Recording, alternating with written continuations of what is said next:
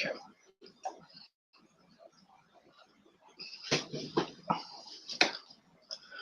Alrighty, motherfuckers, what's up? Peter Gilmore here for video number two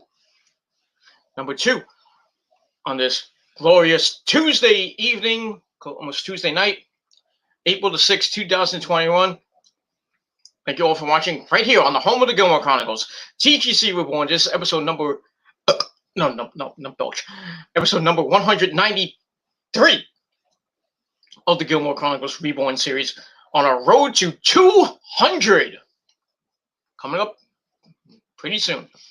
So, thank you for watching episode 193 of the Gilmore Chronicles right here on TGC Reborn. Thank you for watching. Make sure you like the video. Hit that subscribe button down below on this channel and my other channels, which are down below in the description box. Follow me on Facebook. Follow me on Twitter and Instagram. And share this video all over the internet. And don't forget to tap that bell and turn on all my notifications so you never, ever miss an upload. And that's all I gotta say about that. So like the video, share the video, leave comments, questions, come in the chat, act a fool, or maybe I'll have you on and you can act a fool there. But if you do, I'll just kick you out. Be respectful, and if not, get the fuck off my channel. So that's it. So like the video, share the video, leave a comment or questions in the chat, or comments and questions in the chat, like I said, and subscribe to this channel and all my other channels as well. Follow me on social media, and like I said, don't forget to tap that goddamn bell. That's it. That's all you gotta do. All right. So thank you all for watching and making my videos part of your fucking day or whatever. All right, ladies and gentlemen, on this just about it's not dark here in the Northeast. You know, the sun has gone down, so I guess you can say now it is Tuesday night. This Tuesday evening, Tuesday night, April the 6th, 2021. Had a very nice Tuesday here in the Northeast. Another nice and toasty day, like Easter was. Well, actually, like a Monday was. It was nice and 65, 70-degree weather here yesterday and today. Getting a little cooler here now. Tomorrow, once again, it's going to be 70, which is nice. And it cools down a little bit. Get right back up to 60-degree weather by the weekend, but we're getting a little bit of rain, which sucks. But we'll see what happens with that. So hopefully wherever you are, it's nice and warm and sunny. And if it's raining, well, sucks to be you. And that's all I got to say about that. And that's it. All right, ladies and gentlemen, on this Tuesday evening, check out my Raw review. I just finished it a little while ago. So I decided to hop on again because I got a lot of other stuff to do tonight. And the Met game is on right now. Is no score as of right now. So, but that can change. But we'll see. And that's all I got to say about that. So check out my Raw review down below in the description box. Had a pretty interesting video there. Had couple people. I had a couple of people on. One was a good buddy, Big Ben Bittner. He came on for a little bit, talked some wrestling. And then I had another guy on, kind of, I thought, was trying to troll and be an asshole, but, so I kicked him out not once but twice. But then, I apologized at the end of the show. But so it is what it is. And if he or any of his friends hate me, well, fuck you. That's all I got to say about that. All right, so check out the review down below. Give it a like. Smash the like button to death. Share it with your friends all over the internet. Leave comments, questions, and that's pretty much it. Let me move on from there. All right, and speaking of comments and questions, just want to before I start, I want to let you guys know, like I said, TGC 200 is rapidly coming up. We're about 6 episodes, or 6 or 7 episodes away. We're at 193 now, so and I got another one coming this weekend with my WrestleMania predictions. Again, I got another one. I got a couple coming up in May. So probably by, I would say, maybe July, or I'm probably gonna save 200 for August. So in August, I'm gonna actually give the date, August the 9th. And I don't know what the exact day. I'm gonna actually look it up. I'm gonna try to look it up now. Okay, here we go. Let me just look up. August the 9th is a Monday. Ooh. Okay, so August the 9th is a Monday night. It's a Monday. So hopefully I can get that video up before Monday Night Raw goes on the air on August the 9th. And August the 9th is my my 12-year anniversary. So that'll be episode number 200. And I'm hoping I'm gonna do it. I'm gonna do my anniversary, talk about my 12 years on YouTube and blah blah blah. See what happens. Maybe have a couple guests on if they're on during that time. Probably talk a little bit of wrestling, some sports, and some others. Basically a smorgasbord, like an open forum kind of thing. And yeah. So, but if you have any questions you want to ask beforehand, I know there might be something that might be outdated by that time, but I'm gonna keep them anyway. You can leave your comments when the video is over. Leave your comments and questions for TDC 200 down below in the comments box, and you can send me up to 4 questions. Anything you want to talk about, wrestling, sports, movies, music, sex, politics, whatever the hell you want, and we'll talk about it. We'll have a nice little discussion, and that's it. And we'll see what happens from it. So I'll start formulating your questions now. I'll keep reiterating it on every one of my videos. I'll keep mentioning it. I probably won't mention it. I'll mention it now, and then probably before, probably when episode 198 comes around, and then 199 comes around, right before 200. I'll keep reiterating to send your questions and comments. Your questions for 200. And then when I do 200, I'll have the chat room open. We can have a chat. And like I said, maybe I might have a couple of guests on just to talk. Not any trolls or any shit like that, because I'm gonna get rid of them quickly. I'm gonna maybe have WJ, if he's around by the time. He might be retired again by that time. Maybe I'll get Jerry. Maybe I'll get Big Ben Bittner come on for a little bit. Maybe Chase, if he's around, and who knows what's going to happen on August the 9th, 2021. But that's the date for episode 200 of the Gilmore Chronicles, and going to be a big milestone. Finally, get to 200. Took me a long time. Took me a very long time to finally get to 200, and it's like you don't use this channel that much. Just like a vlog channel. And when I feel like vlogging, I feel like doing a Gilmore Chronicle, I'll keep doing it. But I think after 200, I'm gonna probably try to get this channel. I'm gonna probably use this channel more, a little bit more often, like I use my other couple of channels I have. That's all 5 of them, by the way. Excuse me. And I'm gonna try to make this I don't think I'm gonna make it a daily vlog channel. But we'll see what happens with that. But I'm kind of wanting to take this channel in a new direction. And some of my other channels I might take in another direction. But we'll see. Excuse me. We'll see what happens in the next 4 months, or 3.5. Well, just about 4 months, and we'll see what happens with it. So stay tuned. And like I said, hit the bell to get notified of everything. And that's it. And we move on from there. All right, ladies and gentlemen, let's get into the video right here. All right, so as the title below says, it is time for your NXT Takeover Stand and Deliver Night 1 and 2 predictions.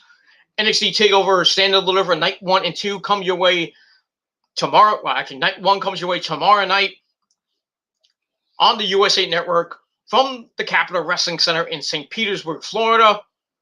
And also on Night 2, it will come your way on Peacock. So that's that. Also from the CWC. So that's it. So both nights looked pretty damn good. Let me just check. 5 matches for each show because it's a 2-hour show. Probably might be an overrun. Well, especially with Night 1, I think there'll be an overrun. Night 2, maybe, I don't know if there'll be an overrun. I don't know how long they'll go Night 2. But Night 2, like I said, Night 2 is going to be on Peacock. So if you have Peacock, then you get to watch it. If you don't, well, either if you feel like it, order, or, order it, subscribe to the cock. That sounds funny. Subscribe to the cock. But I digress. So subscribe to Peacock and watch Night 2, and then you get to watch WrestleMania Night 1 and Night 2 this weekend as well. Or if you're cheap like me, you get to watch it on a free stream. And that's all I got to say about that. And we move on. All right, so I'm going to run down the card for Night 1 and 2, and I'm going to give you my predictions, my analysis, and all that good stuff. And then on Thursday night, I'm not doing the review tomorrow night because I'm going to do my AEW review first because AEW is better, more important. So Thursday night will be my entire Takeover Stand and Deliver review for Night 1 and 2, and it'll probably be right after Night 2 ends. So I think it's gonna end about 10 o'clock, maybe 10:15 the latest. So probably around 11, maybe 12 o'clock on late Thursday night. I'll get up my my review on the Peter Gilmore channel. So subscribe to the channel, hit the bell, so when I do go live, or maybe depending, we'll see. I'll go live, or I might go on the phone if I go on the phone, I'll do a little bit of a thoughts, like a small recap, just of who won and what I thought about the match, and that's it. So get ready on Thursday night on the Peter Gilmore channel for Night 1 and Night 2 of Takeover and the review, and that's it. And then Friday they got episode 194 of the Gilmore Chronicles for my WrestleMania Night 1 and 2 predictions. Also got SmackDown coming up that night. Then I'm going to take Saturday off from doing videos. And then Sunday night, after WrestleMania Night 2 ends, whatever that may be, on the Peter Gilmore channel, once again, I will give you my WrestleMania review. So, big week of videos. Starting now. With my Raw review. And this video, and then tomorrow night I'm going to do my AEW review, and then like I said, Thursday I'm going to do the Takeover review. Friday, WrestleMania predictions and SmackDown review. Or I might hold that off to Saturday. We'll see, depending on how tired I am. And then this coming Sunday, WrestleMania review.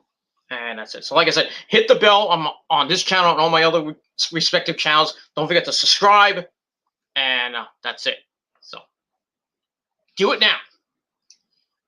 All right, let's get to Night 1 of NXT Takeover Stand and Deliver, which is going to be happening tomorrow night on the USA Network, beginning at 8 p.m. from the Capitol Wrestling Center. All right, so let's run down the card. Like I said, it's a 5-match card. I'll probably have some segments here and there, but we'll see what happens with that. All right, I'm going to take this from the Wikipedia page, and let's begin. Now, I'm not going to go in any order. I'm just going to go by what it has. All right, so let's start off with a singles match. Pete fucking Dunne taking on Kushida in a one-on-one match. This should be a pretty interesting match. Pete Dunne coming out saying he's the greatest technical wrestler in the world. He's not entirely not true, but he is a pretty damn good wrestler. Former NXT UK champion. Was the longest reigning NXT UK champion before Walter took that over, and he is a now as of this recording, he is a 2-year champion. Walter, and I'll get to Walter in a minute. He's now at 730 days. About to start his 3rd year reign. So we'll see what happens with that, but I'll get to that in a minute. So he takes on Kushida, who got done with Mr. Eli Drake after that, and a couple other feuds here and there. This should be a fun technical match. And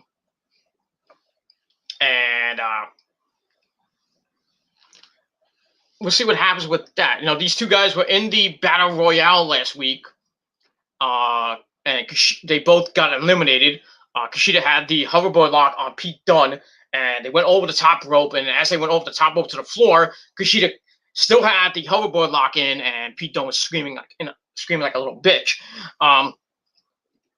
But will Kushida get the move on again? He might. But in the end, I'm going to go with Pete fucking Dunne to pick up the victory and continue his dominance as the so-called greatest technical wrestler in the world. Well, maybe of NXT, but not in the world. But that's all I gotta say about that. So Pete fucking Dunne will get the win over Kushida and continue his run to another possible NXT world title shot. But we'll see what happens with that, and we move on from there. All right, then we go to our next match, triple threat tag team match for the vacant NXT tag team titles, which were vacated by Danny Burch and Oney Lorcan after Danny Burch separated his shoulder. Now he's going to be out for 7 months, 6 to 8 months. That sucks. So they're vacated, and the 3 teams going for the belts are going to be doing action. We got we got MSK, Wesley, and Nash Carter, the Dusty Rhodes American Dream baby tag team classic winners of this year. They take on the grizzled young veterans, Drake and Gibson, and they also take on Legado del Fantasma, Raul Mendoza, and Joaquin Wilde. Now these guys have been going at it over the last couple of weeks, beating the crap out of each other. MSK coming back after I think it was Nash Carter busted up his hand. Thanks to the grizzled young veterans. And then Legado del Fantasma somehow gets involved in this match. And I thought they were I thought this might have been a fatal 4-way match. If Danny Burch didn't separate his shoulder, but things happen, and they had to vacate the belts, which sucks. What is what is. So, you got the grizzled young veterans who I've been saying this since they first came to NXT that they were going to win the belts, and sadly I don't know why they haven't. They got to the finals this year and they lost to MSK. That's that. I thought MSK was going to actually get the shot at Burch and Lorcan, but thanks to the grizzled young veterans, that did not happen. So MSK has something to prove. So we'll see what happens. This should be a very good match. But I think in the end, I'm going to go with the grizzled young veterans. I'm going to keep picking them until they fucking win. As much as I want MSK to get the win, even though it's kind of too soon for them, but it is what it is.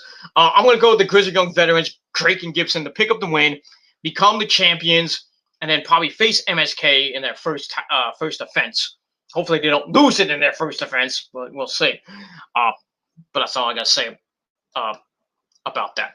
So I'm going to go with Drake and Gibson to pick up the victory, become the champs, and maybe hold it for a little bit. Not too long. I don't think too long, but like I said, hopefully they don't lose it in their first defense like Dakota Kai and Raquel Gonzalez lost it in their first defense to Ember Moon and Shotzi Blackheart, the NXT Women's Tag Team belts.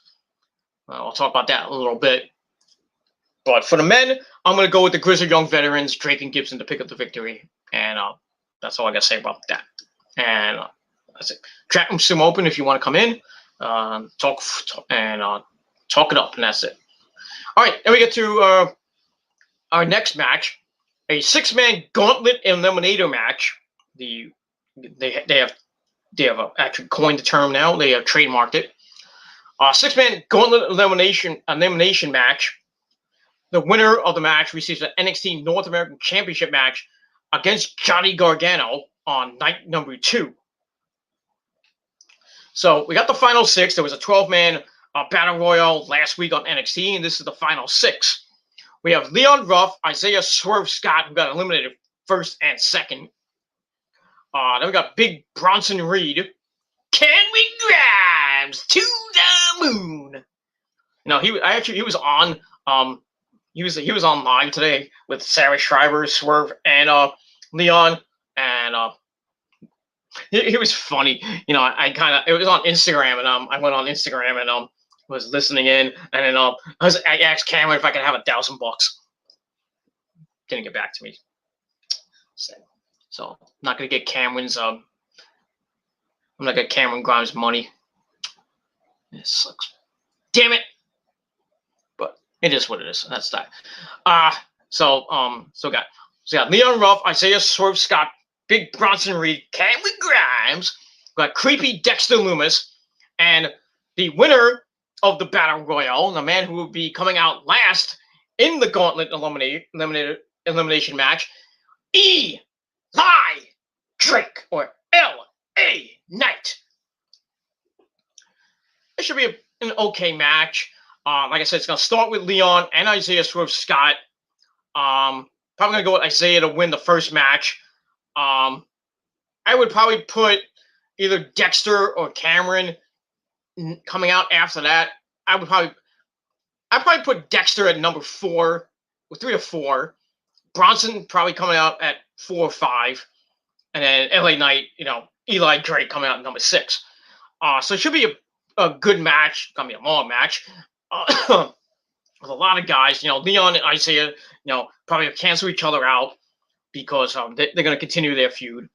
Bronson Reed will probably last a while, and then Eli coming out fresh at number 6, depending who he fights. Like I said, it could be Bronson Reed, it could be Dexter in the end, but we'll see what happens with that. I'm going to go with Dexter Lumis to pick up the victory because I still think he still has his thing with Johnny and the Way, and I think he's going to get the victory, go on to night 2 to face Johnny, and Johnny's going to have a big problem on his hands, and that's all I got to say about that. And we'll move on from there. So I'm going with Dexter to pick up the victory and go on to night 2. And face off against Johnny for the NXT North American Championship. But we'll see what happens with that. And we move on from there. All right. Then next match, we go for the NXT United Kingdom Championship. We got the man that's been holding the belt for 2 years as of today, Walter, as he takes on his next victim, his opponent, Tommaso Ciampa. This should be a slobber knocker of a match. Like I said, Walter, the longest reigning UK champion in history, 2+ years right now. He just can't be stopped. Just beating everybody that's that's faced him. Most of these guys from NXT UK, get basically beating everybody on that damn roster. So we'll see what happens with that. He takes on Ciampa, who basically got into his match because of Timothy Thatcher. Now, they were fighting against Imperium. At first, it was Aichner, Fabian Aichner, and Marcel Barthel. And then Alexander Wolf came back. And then when he came back, Ciampa and Thatcher had a match against them. And then afterwards, Imperium was trying to recruit Timothy Thatcher. And at first, Ciampa was kind of for it, but he didn't want to be a part of it. He's like, you can do whatever you want, Timothy. I'm just going to, support it or whatever. Blah, blah, blah. And then afterwards, they would continue to try to recruit Thatcher, and then Ciampa just got pissed. And they had another match. They got beat down after the match. It was a 3-on-2, basically a 3-on-2. And then Walter comes back to NXT, coming over from England, because now I guess people now can come over from England to the United States, with the whole travel shit. So he comes over after just decimating the entire NXT UK roster. He comes back,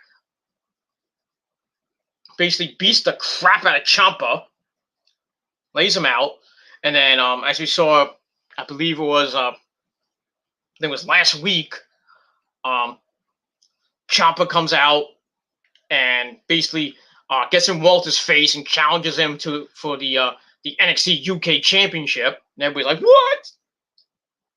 No. And then everybody's like, Walter's gonna kill you. And then after that, Imperium and Walter just decimated Tommaso. Walter picked Ciampa up, ripped his dog tags, his necklace that his wife gave to him, kind of reminded him of when he was the Psycho Killer. The guy that was 2-time NXT World Champ. So he wants to try to get back to that guy. But he's running into a buzzsaw in Walter. And I thought when he fought Killer Cross, I thought he had, he was going to get killed. And he kind of did. But no, he's running into a buzzsaw in a brick wall named Walter. And there is no way in hell. In my eyes, I don't think he has a shot in hell of beating Walter. I don't think Walter is gonna lose that belt anytime soon. I know there's another NXT takeover. It's called Prelude coming up. I don't know if he's defending the belt there. I think he's not. So probably at the one after NXT UK Prelude. Probably the one after that. That's probably where I think Walter will probably lose the belt. I don't know to who. Unless I get somebody new. Who knows? But Walter is going to beat the living shit out of Tommaso Ciampa. And, continue on as NXT UK champion. And, he's just going to beat the shit out of him. And he's going to continue on his 2+ year reign. He can't be stopped, man. He's starting to become the Hogan of the UK. Brother. So, God forbid, no, he runs through everybody else that's coming into NXT UK and goes another 365 days, as champ goes on. It starts, going on year number 3, which will be 1,095 days, going, I could add, unlike you stupid people at home. I don't think he's going to get to like 1,000 or anything. Probably at most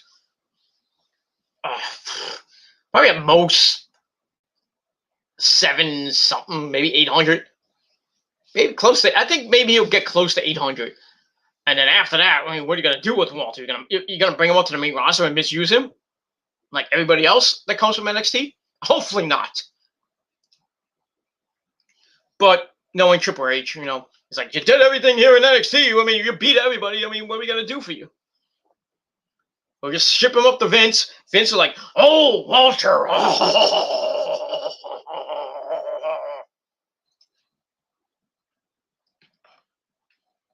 They'll promote Walter up the wazoo, a million vignettes. They'll make him be this big freaking star. Probably put him on Raw, and probably have him face like big guys like Braun Strowman. And maybe Drew McIntyre and Lashley. That's the only three people I can think of. Maybe Keith Lee if they keep him, which they probably won't. I think Keith Lee's going to AEW pretty soon. He wants to come back to the WWE. He wants to get cleared. I think same thing with Mia Yim. I don't know if they're coming back or they're going to get released because I have no idea what they're going to do with them. But yeah, Walter's going to probably get put up to the main roster maybe after WrestleMania. Who knows? It could be a surprise. Who knows? And then they'll have him go on a monster streak and then misbooked city. We'll all forget about Walter. Like we forgot about Ricochet, we forgot about Aleister Black and Keith Lee and Mia Yim. Yep, they're all forgotten now. They're stuck in maybe most of them are stuck at home, except for Ricochet, who's hanging out with Titus and catering. That's it. So I just hope Walter stays in NXT like everybody else, like Adam Cole, baby, and Roddy and Kyle and Kushida and Killer Cross and Finn Balor. But we'll see. Hopefully they don't go back to they don't go up to the main roster, and in Finn Balor's case, go back to the main roster. Because that was a debacle, wasn't it? It is what it is. So yeah, Walter's gonna retain, and that's that. All right, got my good buddy Nick Infante in the chat. Hello to you once again, Mr. Nicholas. How are you doing? And that's that. All right. Like I said, chat room's still open if you want to chat. No score in the Met game yet. Getting worried. I don't know how Strowman's doing. I'll check it later after I edit this baby up. But that's that. All right, so like I said, Walter will pick up the victory over Ciampa and retain the NXT UK Championship pretty decisively, but we'll see. All right, then we go to the main event of night one for the NXT Women's Championship. We got the lovely, the beautiful, the sexy, my third wife, Io Shirai, taking on her toughest challenger to date, Raquel Gonzalez, who will have Dakota Kai at ringside. This is going to be a war. A war. Io's beaten everybody. And there's only basically, I think, one person left. And that is Raquel Gonzalez. I mean, the beast machine that she is. The baddest woman in NXT right now. She's taking on basically everybody as well. The last beast of NXT was Rhea Ripley. Raquel Gonzalez beat her in a last woman standing match, and sent her packing to Monday Night Raw, and that's that. Now she's Io made the challenge. She's like, I beat everybody, and I just haven't beat Raquel Gonzalez. And she's like, I'm not afraid of you, this and that. And then we saw last week, the last couple weeks, they just beating the crap out of each other. Basically, Raquel getting the upper hand, except for like maybe a week, maybe 1 or 2 weeks. Io got the upper hand, but Raquel's just got her number, just beating the crap out of Io. I mean, we saw the end of, last week. Io was trying to, attack her from behind, most of the night. And then they started brawling, and then Raquel just beating the crap out of her, throwing into equipment, and then picked her up and threw her through a wall. And then at the end of the night, Io came out and basically got the last laugh, and beat up Raquel and hit that splash onto her, and basically the rest of the women's roster that doesn't get used. And that was that. And then she gets in the ring and celebrates and everything. So this is going to be, like I said, it's going to be a war. Io's held the belt for just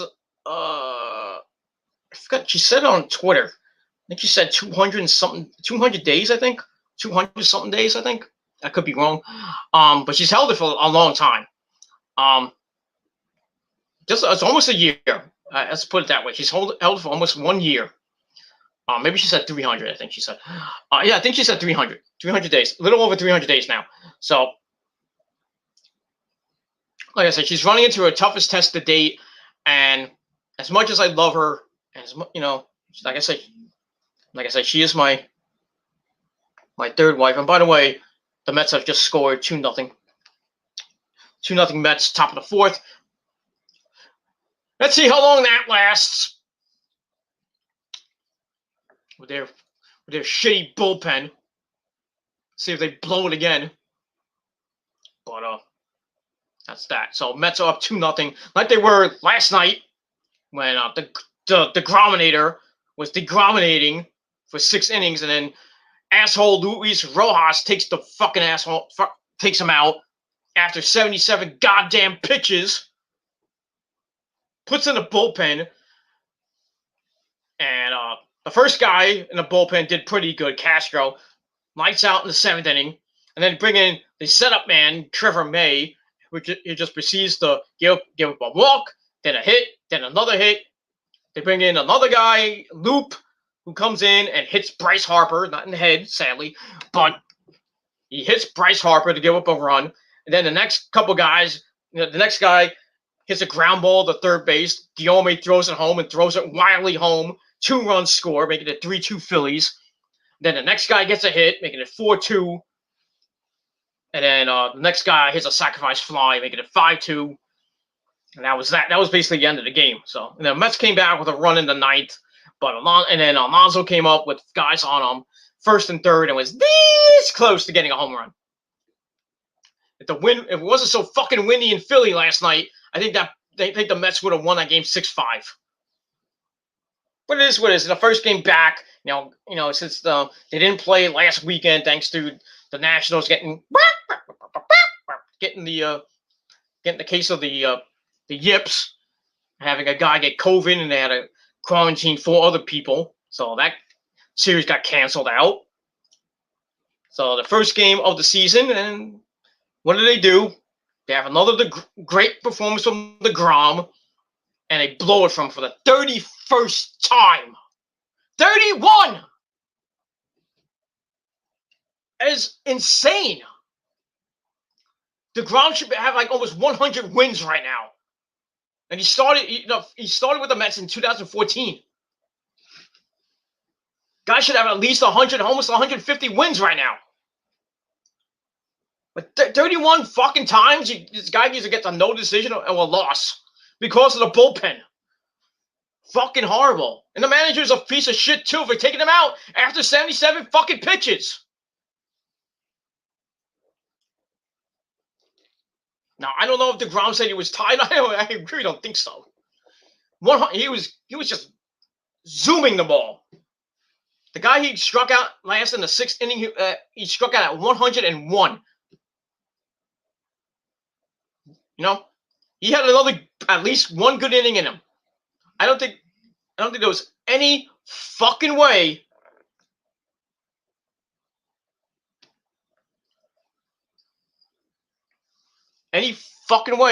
that Jacob DeGrom said to Luis Rojas, "I'm tired." After 77 pitches, you're tired. I don't think so. I know, knowing Jake, I don't know him personally, but knowing him, that the workhorse that he is, I think he told Luis Rojas, I'm good to go for another inning, and then Luis said, we got a pitch count, so we're gonna take you out. We're gonna give it to the bullpen to fuck it up again. And what happens? They fuck it up again.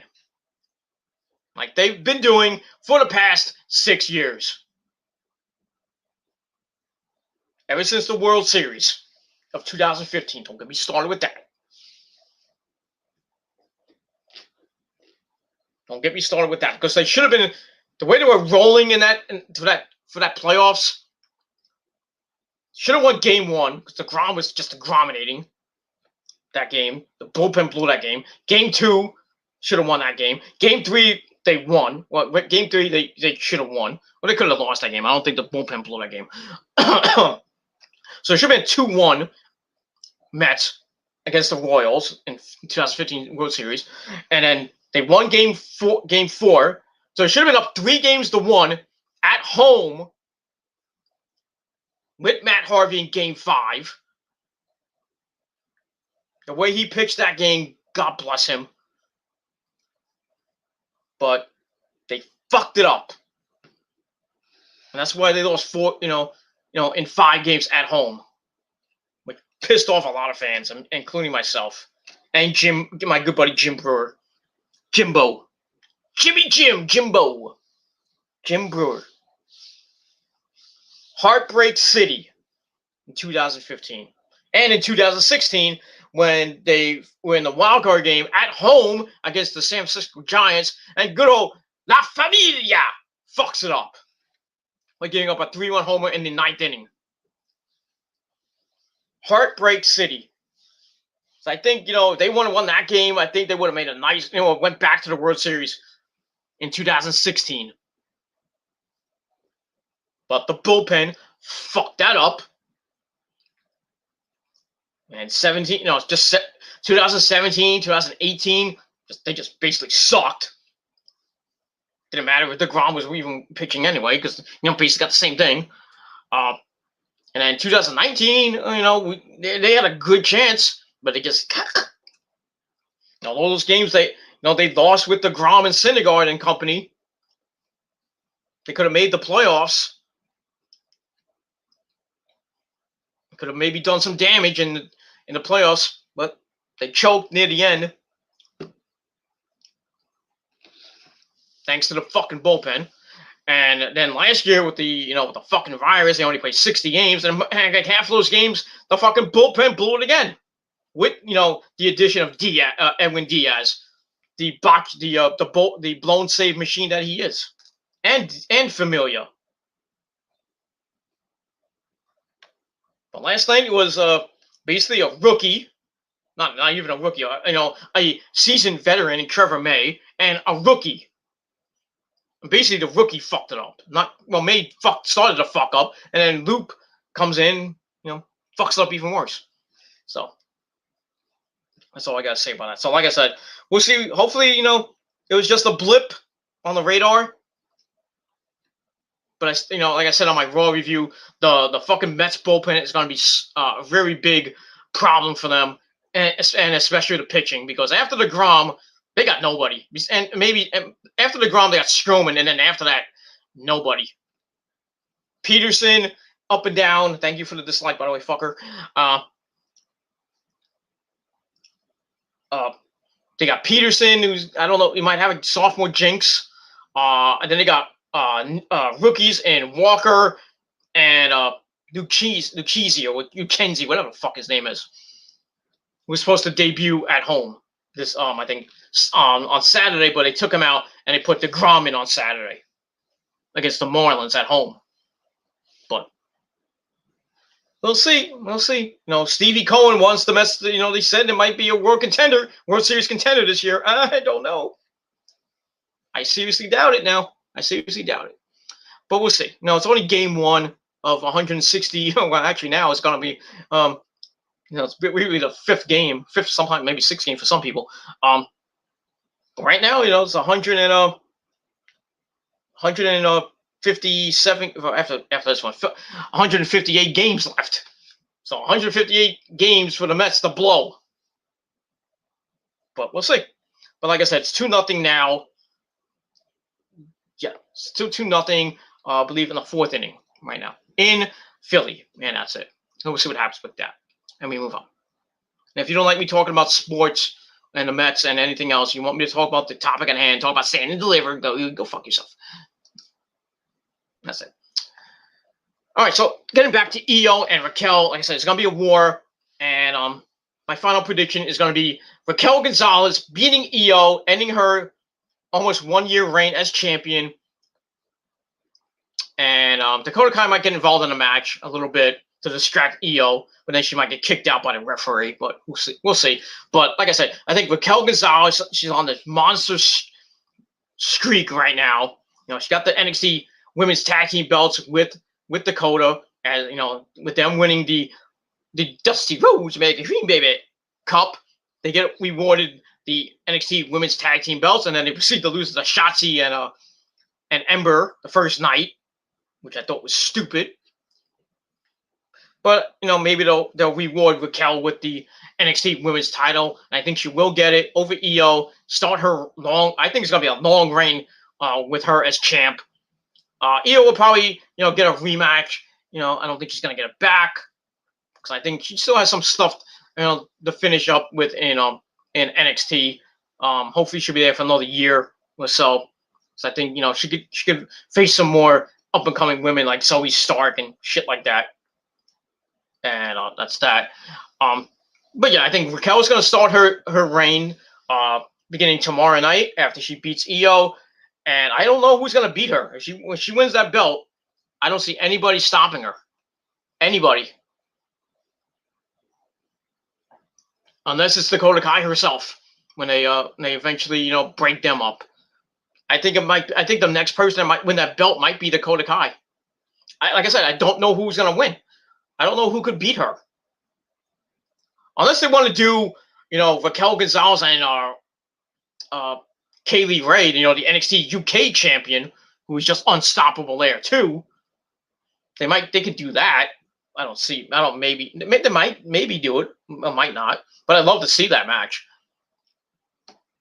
But like I said, I think the next one to win that belt from if Raquel gets the belt would probably be Dakota Kai. And that's that. And then we'll see what happens with that. All right, so that's night one of my predictions, night one predictions. So like I said, let's recap. Night one predictions. I got Pete Dunne over Kushida. What happened here? Well, as I was saying, along with the Mets, up 2-0. They are about to blow it. It's now 2-1, bottom of the fourth inning. So, and that's just not on the bullpen this time. It's on Strowman. But like I said, Strowman's going to be up and down this year anyway. So it is what it is. That's that. All right. So like I said, night one predictions: Pete Dunne over Kushida, Walter to retain the UK Championship over Tommaso Ciampa. I got Dexter Lumis to win the 6-man gauntlet elimination match and face Johnny Gargano on night two. I got the Grizzled Young Veterans to win the vacated NXT Tag Team belts. And I got Raquel Gonzalez to win the NXT Women's Championship from Io Shirai. All right, so that is night one. That is tomorrow night on the USA Network. And it should be, I think it's going to be a good show. Like all TakeOver shows are, I think it's going to be a great show. And I know there's no more NXT, and there's no more Wednesday Night War. But if there was, I would probably give this week to NXT because I think a lot of people are going to watch TakeOver instead of watching AEW this week. But we'll see what happens with that. So that's night one on Wednesday, tomorrow night. All right, night two, which is on Thursday night, which is going to be on the Peacock Network. This card is this night is stacked. Great matches. Well, basically 3 good matches with a couple of those filler matches in between. We got the NXT World Title on the line. We got the North American title on the line. We got the Cruiserweight Championship on the line, and also we got the NXT Women's Tag Team belts being defended. So this night, I think this will be the better of the 2 nights in my eyes, because basically it is. But we'll see what happens with that. So let's go to night 2 and let's give you my predictions for night 2. All right, we start off with the tag team match for the NXT Women's Tag Team Championship. We got the champs Ember Moon and Shotzi Blackheart taking on The Way, Candice LeRae, and Indy Hartwell. It should be an okay match. Ember and Shotzi winning the belts a couple weeks ago. from Dakota Kai and Raquel Gonzalez. They get the belts, since they lost in the finals of the Dusty Rhodes American Dream Baby tournament, which I think concluded at NXT Vengeance Day. I could be wrong on that. But they get the belts, and I've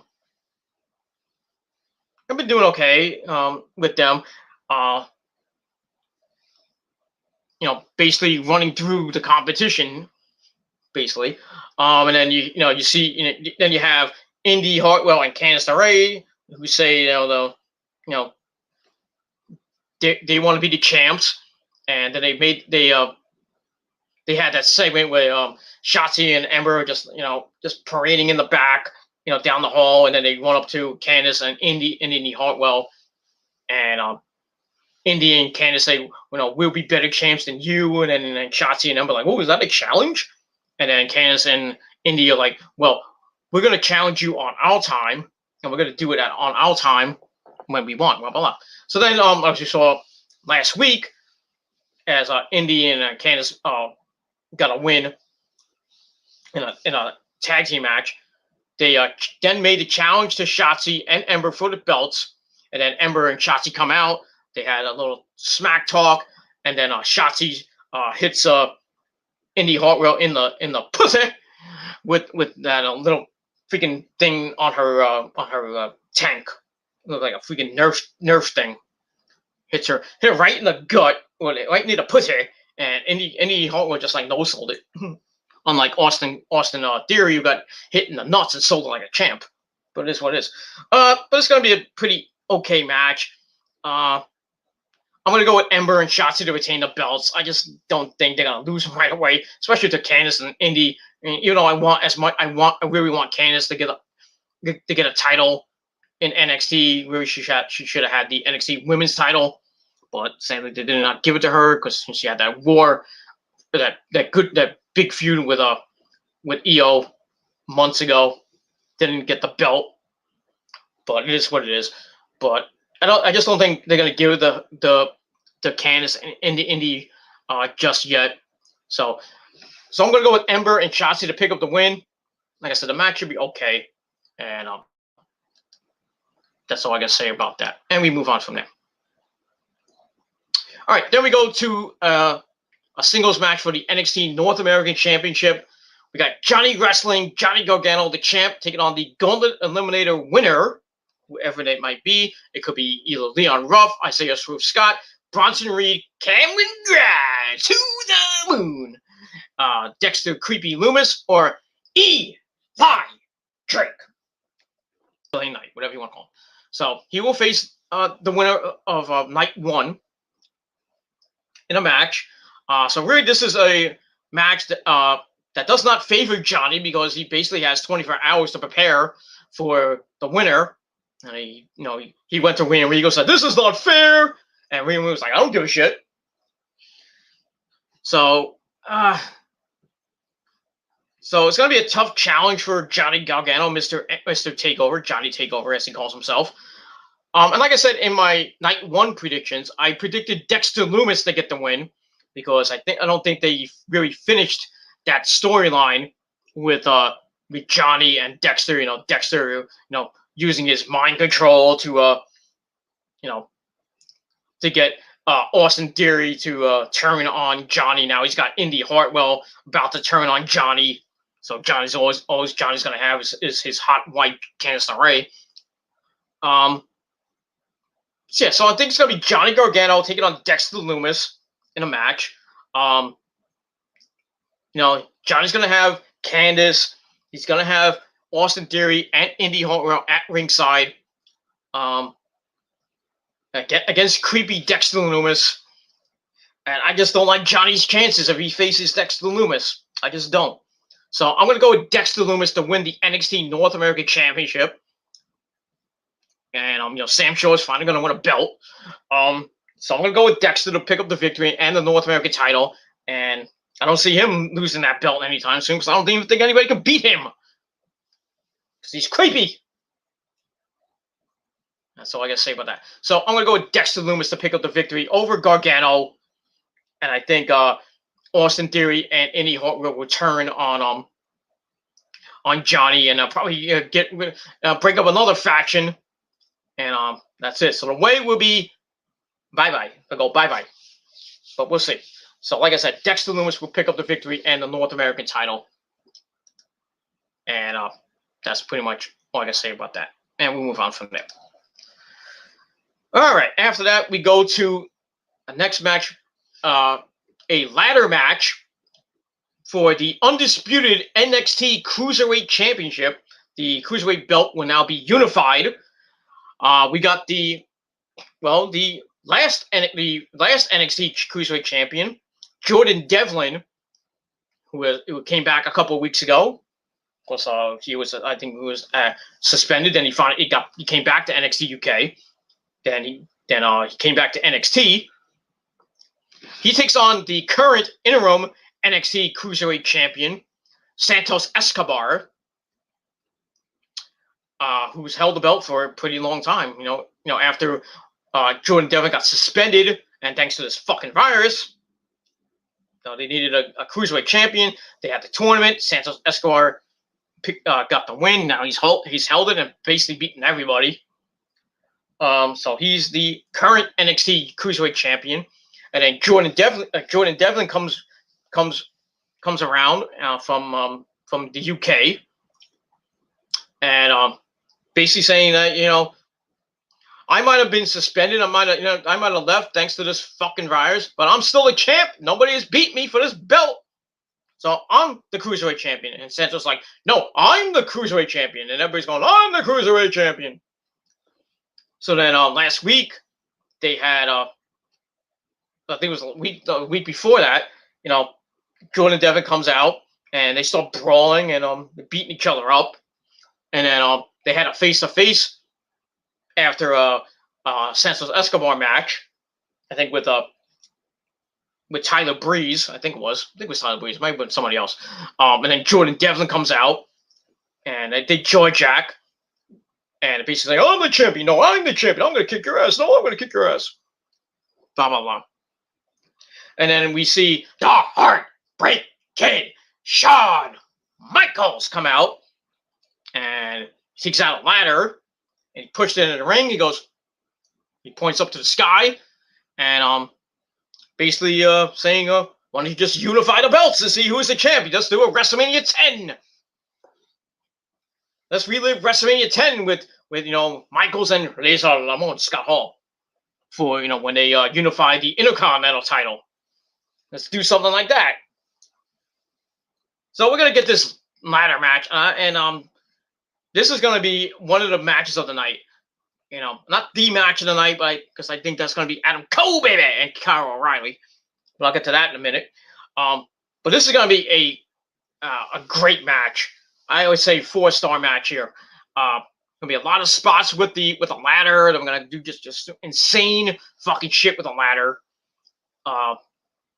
Just go completely berserk. But in the end, my prediction is going to be Jordan Devlin to unify the NXT Cruiserweight title and beat Escobar and end his reign as champ, and that'll be it. Mendoza and Joaquin Wild will get involved, obviously, to help their buddy out. But they'll probably get taken out. They'll do insane spots with the ladder as well. They'll probably go off the top of the ladder, do tables and shit. But it's just going to be fucking insane. And every ladder match that NXT has had has been fucking epic. And I think this will be another epic match. But like I said, Jordan Devlin will get the win over Escobar and become the unified Cruiserweight champion. And that's all I got to say about that. So Jordan Devlin will get the win and become unified Cruiserweight, undisputed unified NXT Cruiserweight champion. And that's that. All right. Now I don't know these last two matches. I don't know which is going first, but I'm going to go. Well, I'm going to just go in whatever order I feel like it. I'm going to go start off with the NXT Championship match between Finn Balor and Karrion Kross, whatever you want to call him, with the lovely Scarlett Bordeaux. at ringside. This is going to be a barn burner of a match. I think this will be another a candidate for maybe well, I don't think it'll be, maybe it's not gonna be a candidate for match of the year, but I think it'll be pretty close to it. I think it'll be another good 4-star match. Finn Balor winning the belt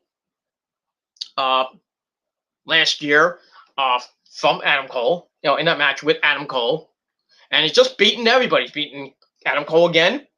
He's beating Kyle O'Reilly not once but twice, and he beat Pete Dunne on at Takeover and on TV.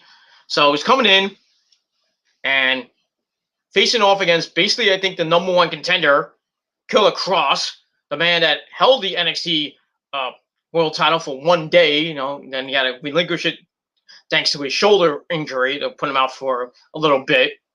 So he's back, and since he's come back, he's just been a powerhouse, just destroying everybody in his path. Damian Priest, sending him to Raw, and other, just everybody else, basically. And he's just been waiting and biding his time to get to what he wants, and that's the NXT world title. He wants it back. Basically, he never lost, and won with one fucking arm, as he mentioned during the global press conference today. And like I said, it's going to be a slobber knocker of a match. But I think in the end, I'm going with Killer Cross to get his belt back and put an end to Finn Balor. The Prince will be dead, and his time will be up. Tick-tock. I think Killer Cross will get the belt and go on the run that he really should have went on last year if he didn't get hurt. And that's that. So I think he's going to go on a nice few-month reign, maybe 5-6 months, maybe more than 6 month reign. We'll see. We'll see who can actually maybe beat Killer Cross, but we'll see what happens with that. So I'm going to go with Killer Cross to beat Finn Balor and make him fall and pray. And that's basically it. So that's who I'm picking away. Killer Cross to get the belt back for the second time.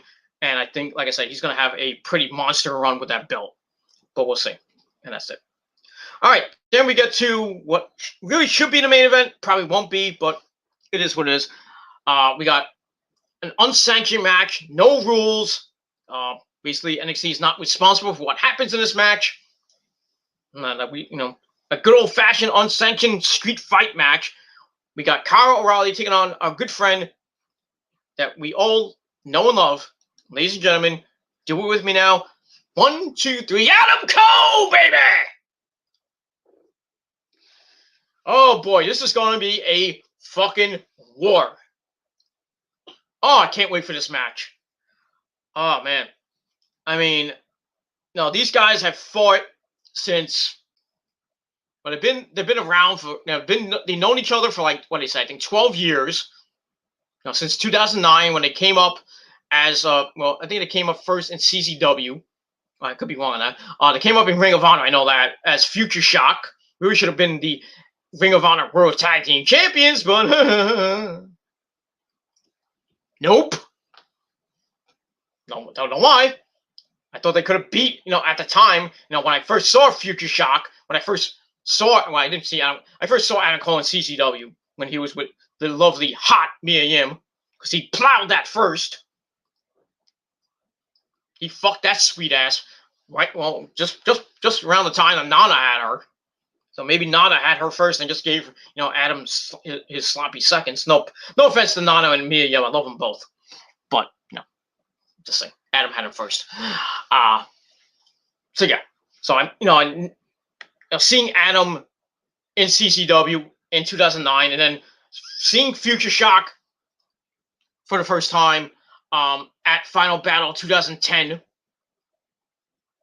I think it was 2010. Maybe 2000. No, I think it was 2009 or 2010. I forget which year.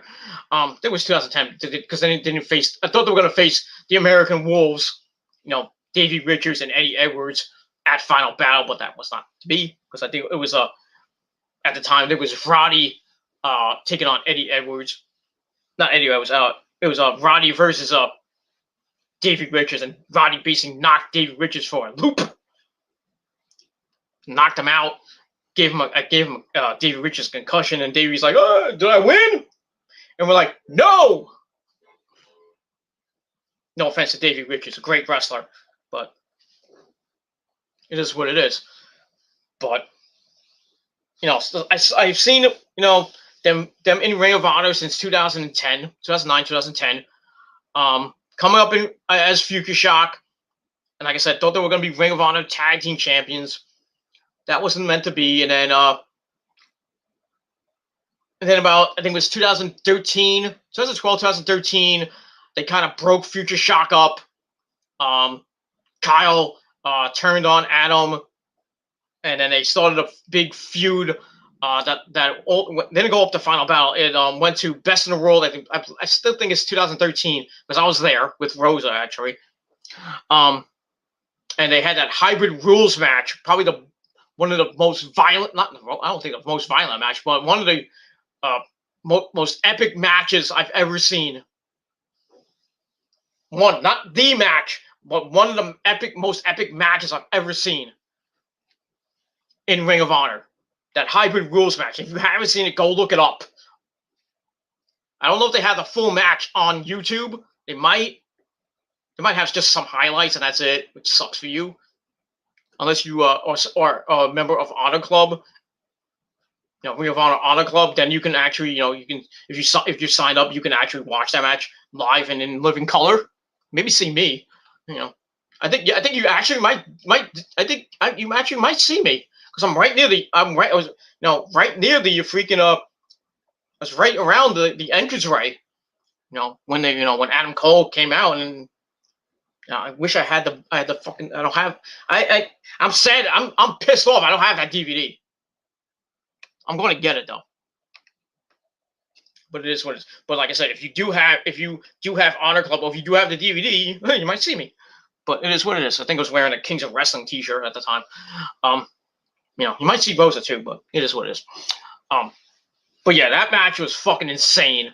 Kyle Raleigh just beating the crap out of each other. Kyle just like putting Cole's head down, just beating kicking him right in the mouth, knocking Adam's teeth out of his mouth, just beating him up, and it's just he's still kicking his ass, and then Adam's like gets up, he's like, "Ah!" And all this blood's coming out of his mouth.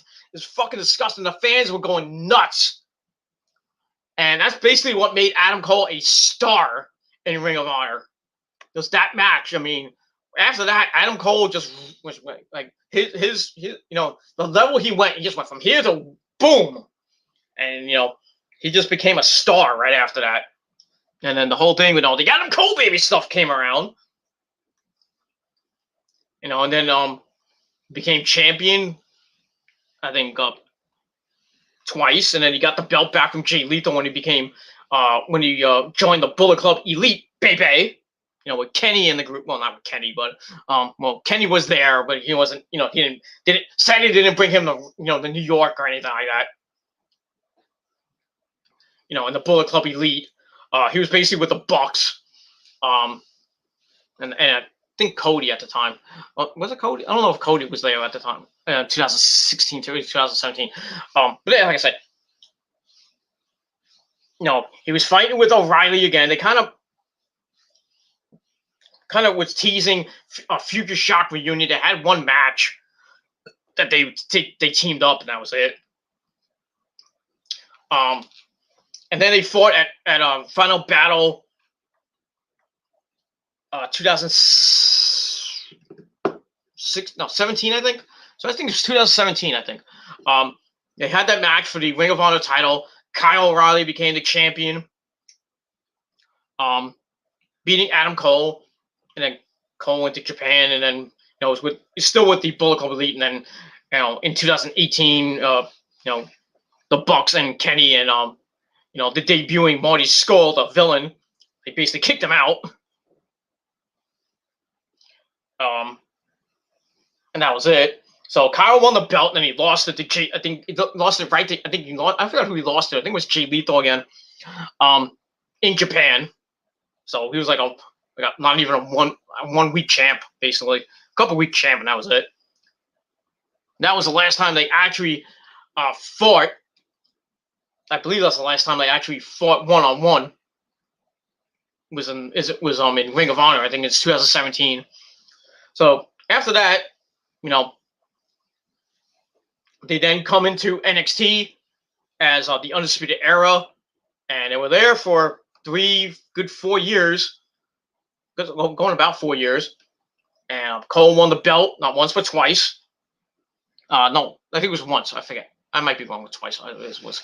And just beating each other up, and then Kyle breaks out, and he gets a title shot at Finn Balor, and a great match they had last year. They beat the crap out of each other. Finn Balor broke his jaw. Kyle fucked up his arm. Just beat the crap out of each other. And then they had the rematch at New Year's Evil, and Kyle once again lost. And over that time, Kyle was trying to maybe Finn Balor was getting beat up by other people, and then the Undisputed Era would help him out, and Kyle maybe wanted to get Finn Balor into the Undisputed Era, and and at the time Adam Cole was getting jealous, then he got mad at Kyle was getting the opportunities that he was not getting. So then at Vengeance Day, we saw when Finn Balor won. I think he beat Pete Dunne. And then I think Finn Balor was getting beaten up. The Undisputed Era come out to help him out, and then Adam Cole saw what was going on. He saw that Kyle was trying to recruit Finn Balor to be in the Undisputed Era, and then as we saw at Vengeance Day, Adam Cole turned on Kyle and the rest of the Undisputed Era, super kicked Kyle to the next century, laid him out. Then that was it.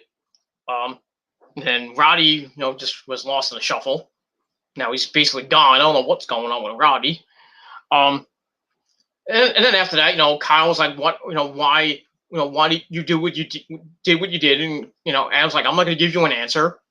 And then he finally gave him an answer, beat the crap out of Kyle. Then he hit that Blade Buster on the steps. Basically putting Kyle out for a couple weeks, and then he had that seizure, which he didn't have. It was just all part of the, overselling the move. So Kyle was out for a while, and then Adam comes out. It's like, "I never needed you, Kyle. You're just holding me back." And this shit and that. It's like, I'm the Undisputed Era. I'm this and that. And then Kyle comes back. They start going at it. Then over the last couple of weeks, it's just been fucking chaotic. Both of them getting arrested. Kyle almost killing Adam. On the road with a car, and then, like I said, they got arrested. And then after that, Mr. William Regal says, "I got a solution to this problem. We're gonna have an unsanctioned street fight to end this whole thing." And then just them basically beating the crap out of each other again. And then that was it. They had they said some shit today on the global press conference. I didn't actually listen to that part, but they basically said what they had to say, and that's it. So Thursday night is going to come to a head, and it's going to be a fucking war. It's going to be a war. I wish it was going to be a bloody fucking war, but it's just PG we're talking about.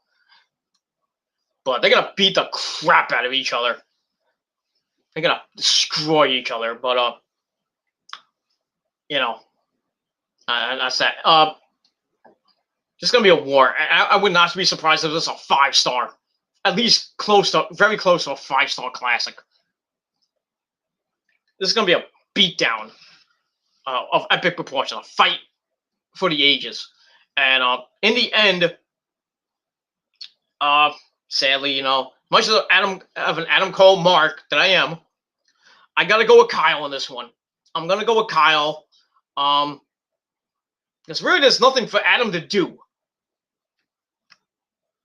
Unless they're going to actually keep him there and maybe have him go against Killer Cross just to get his ass kicked.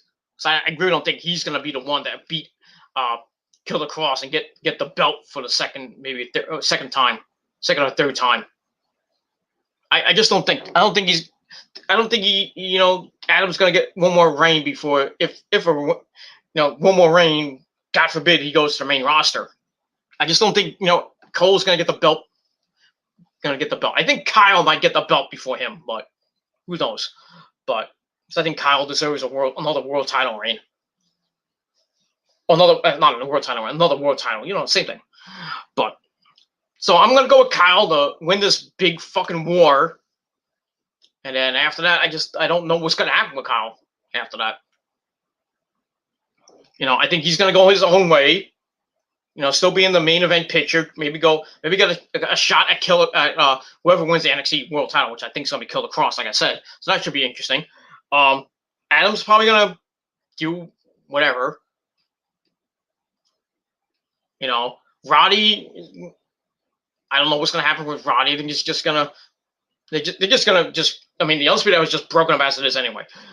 So Roddy's gonna probably stay home, or I don't know, maybe get involved in this match. Who knows?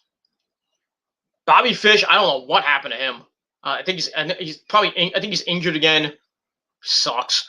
I think Bobby Fish might come back and get involved in this and maybe turn on Adam. But and help Kyle, because he's his tag team partner. So why not have Bobby Fish come back and help Mr. Help his Red Dragon partner beat basically one of his best friends in Adam Cole. So that's why I'm gonna pick Kyle O'Reilly to win the match. I think he's gonna probably tap Adam Cole out, and he's gonna win this war, and that's probably gonna be it. And then we move on from there. That's it. So that is night 2 of NXT Takeover Stand and Deliver. So let's recap my night 2 predictions. I got Ember Moon and Shotzi to retain the NXT Women's Tag Team belts over Candice LeRae and Indy Hartwell. I got Jordan Devlin to unify the Cruiserweight title in that ladder match with Santos Escobar. I got Dexter Lumis, the winner of night 1, the Gauntlet Eliminator match, to beat Johnny Gargano and win the NXT North American title. So that's that. And then I got Killer Cross to beat Finn Balor for the NXT World title.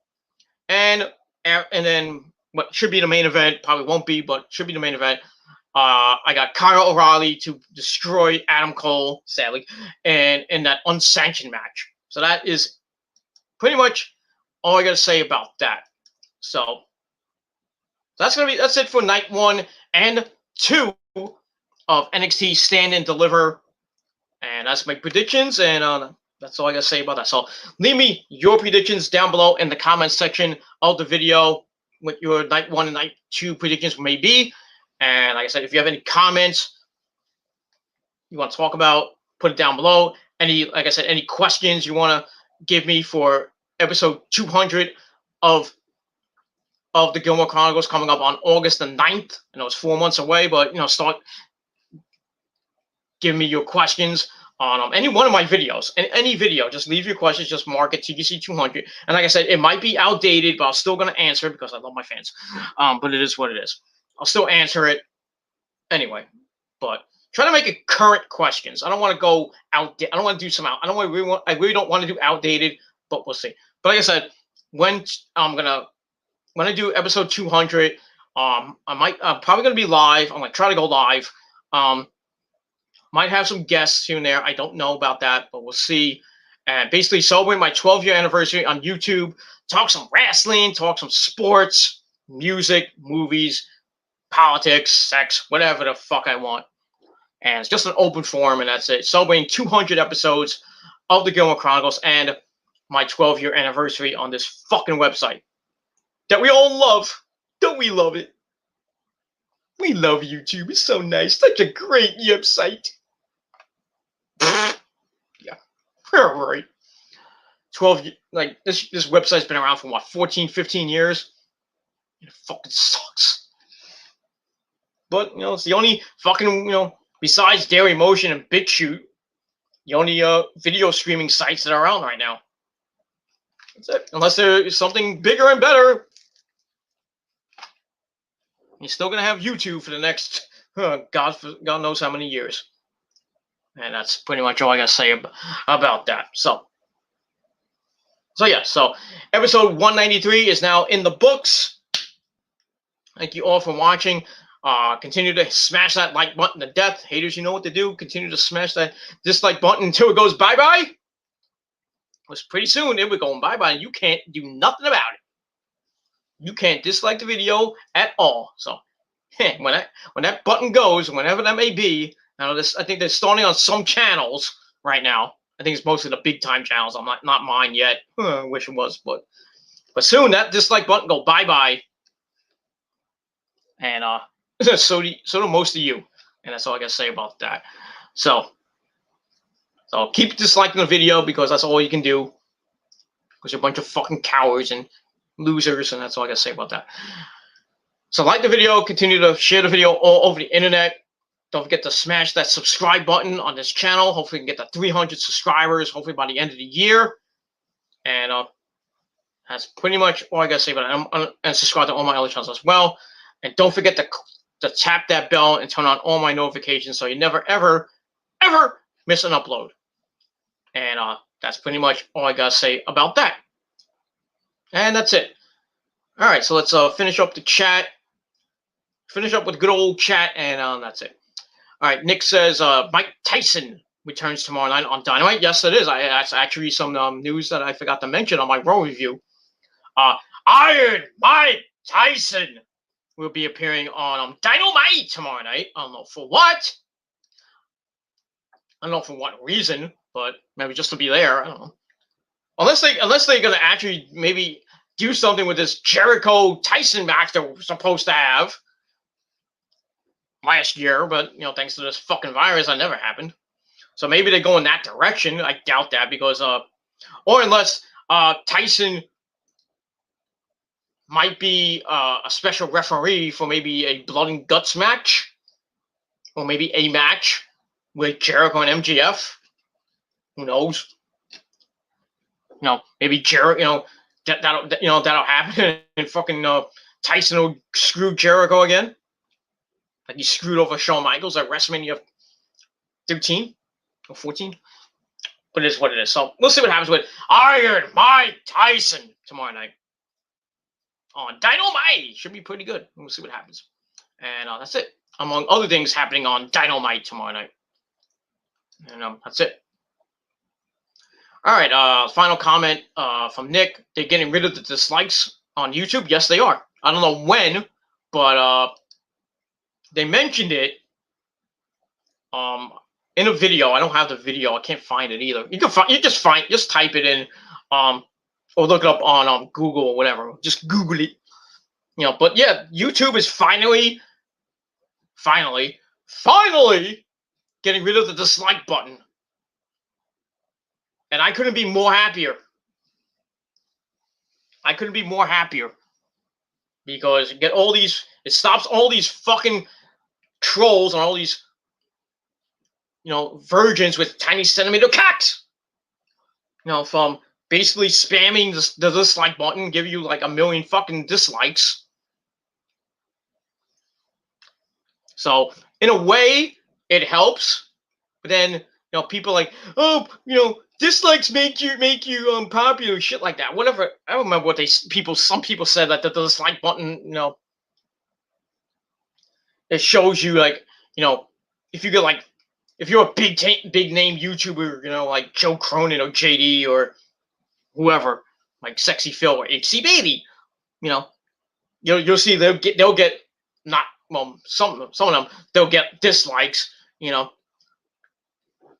blah blah, and then basically they'll look at it and it's like, oh, this guy's not such a big name YouTuber. He's getting dislikes for some apparent reason. I don't know why you would hate somebody like Joe Cronin or JD because he's an egomaniac, or anybody like Sexy Phil or HC Baby, or maybe PewDiePie, or anybody like that. But I mean, But still, I mean, you got you got people like me and people like Nick and people like Chase and everybody else just does videos for fun, and you got these fucking loser ass trolls who make 6 million fucking fake accounts and just spam the dislike button. Just because they think they're big and bad, like dislike, because and then people see it, and that's why they don't subscribe to you, because you have a lot of have a lot of dislikes on your channel. And like somebody comes into YouTube, they look at your channel, they look at a video for the very first time, they want to check you out, and they see 55 dislikes, or 100 dislikes, or 1,000 dislikes, and they're like, I'm not subscribing to this guy. I don't care if his video is very good. You could have the greatest video in the world and you get like 1,000 dislikes. I've gone through it many times, over the last 10 years, basically. I remember when I started YouTube, they had the star system. I don't know if Nick remembers that, but they had the star system. They had a 5-star rating. I wish they brought that back, but they're probably not. That was fun. But then they transitioned to likes and dislikes, thumbs up, thumbs down shit, which I thought was okay at the time. But like I said, that gave trolls the ability to just spam bot it, not spam bot it, but just spam it to death. Oh, Nick does remember the star system. Damn, you're old. No offense, but it is what it is. But yeah, the star system I thought was way better than the fucking dislike thing. I think it was way better at the time. Back in 2006 up to 2000, I don't remember when they changed it. I have no idea what year they changed it. It was 2011, maybe 2012. Yeah, you're not as old as me, Nick, thank God. Now, I'm old. I'm 44, About to be 44 and a half. I don't, 44 or whatever, 44 and change. But yeah, I'm getting the beard, you can probably, I don't know if you can see it, but I'm getting the beard back. I shaved it like a couple of days ago, and it's just like my beard is like a chia pet. Chia. This comes back after like maybe 2 days, and I'm like, I have maybe just in about 4 or 5 days, I have a full beard again, and then I have to shave it off because I'm a man. I'm 40, well, over 40. Got a beard, Probably have a beard for probably the rest of my fucking life. But the ladies love it. Ask your mom about that. Rosa doesn't like it too much. Not too much. It is what it is. Some women like beards, some women don't. It's fuzzy and it tickles the pussy when you go down on a woman. But it is what it is. That's the best thing about having a beard. Not that I haven't known from experience, but I'm just saying. I'm just saying. But yeah, I like to have a full beard, like you saw before I shaved it off like a couple of days ago. I don't want to make it too fucking long, not like Zach Wilde or ZZ Top long, because that'll be a bitch to fucking shave off. But yeah, like I said, I don't want to make it too long because it gets annoying, and it's kind of embarrassing to have a big fucking beard. Most of these people on YouTube's like, oh, you look better with the beard. Well, thank you. No homo or anything, but anything, whatever. Just don't splash on me. But you like me with the beard? That's fine. You don't like me with the beard? That's fine too. It is what it is. But personally, I like it like this. I really don't like it like I'm Abraham Lincoln, or way back last year. I don't know. I think Nick might remember it. I had a beard and I shaved all this off, and I had the at the time the Magnum PI porn stash for a little bit, which kind of made my coworkers chuckle. so I was trying something new. I was trying to be like Ron Jeremy or Magnum PI or Cody. When you remember when Cody had the porn stash, failed when he had that. Oh boy, yeah. But like I like to have like a semi full beard to almost like a full beard. But yeah, so the ladies love it. They can't get enough of it. Your moms love it too. Especially all you.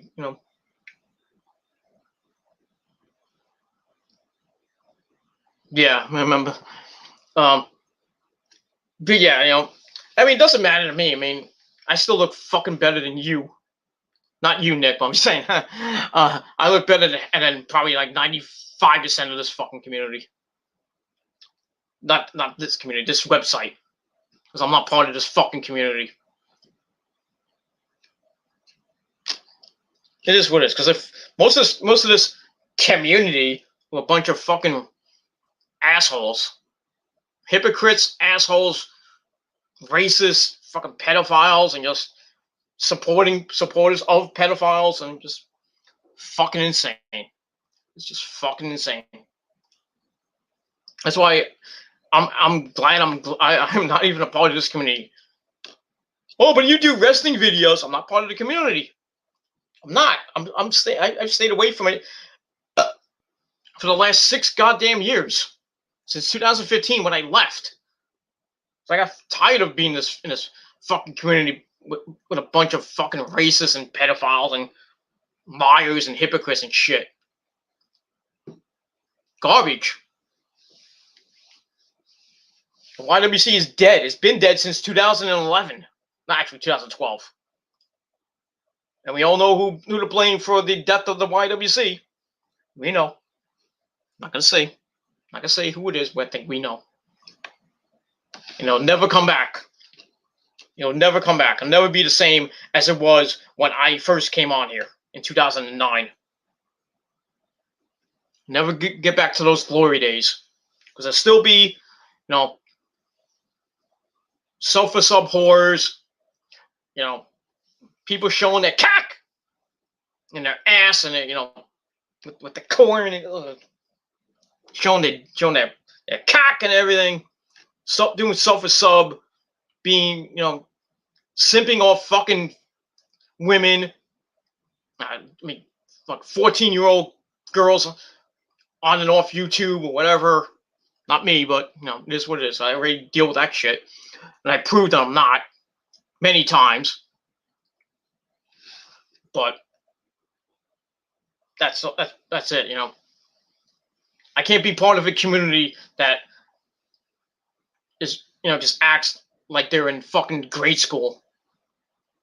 I can't.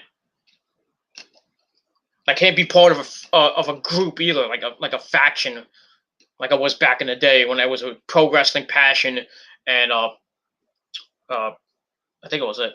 The first group I was in was pro wrestling passion with at the time it was I think it was David Rivera, my good buddy David Rivera. Big ups to David Rivera. I haven't mentioned him in a while, but big ups to David Rivera. I think it was with I think I don't know if he was around at the time, but my good buddy Heel Steven was part of that group. A couple other guys I don't remember, because it's been so long, but that was a group. That was a group of great shooters back in the day. Nick, I doubt you even remember that. But pro wrestling passion, but it is what it is. And then over time you had the YWC Holocaust and all this other shitty fucking groups that thought they were big and bad, and what happens, they disintegrate.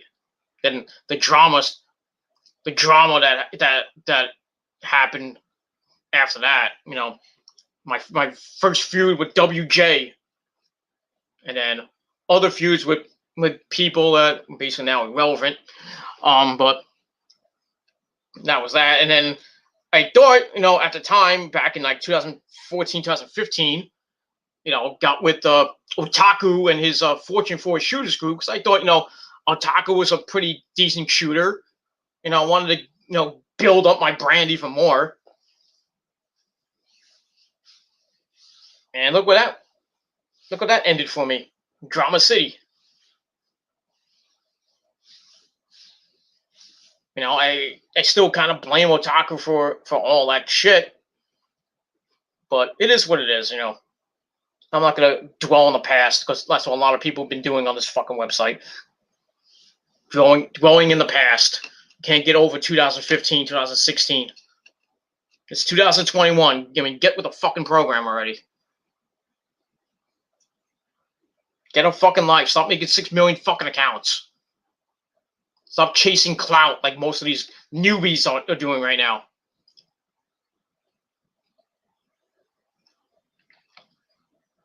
That's what basically it is. That's what basically this so-called community called the What WC is. A bunch of hypocrites supporting pedophiles and just basically nobody's with like at minimum 40 to 50 subscribers. Well, people who used to be at 50 subscribers were now at at 1,000 subscribers because they do sub for sub and botting. You're not gonna get anywhere if you do sub for sub. I mean, I mentioned this before, like a couple of times. I delved into sub for sub. I did a little bit of sub for sub, not a lot, like you know who. But I delved into it a little bit. I maybe did at most a month.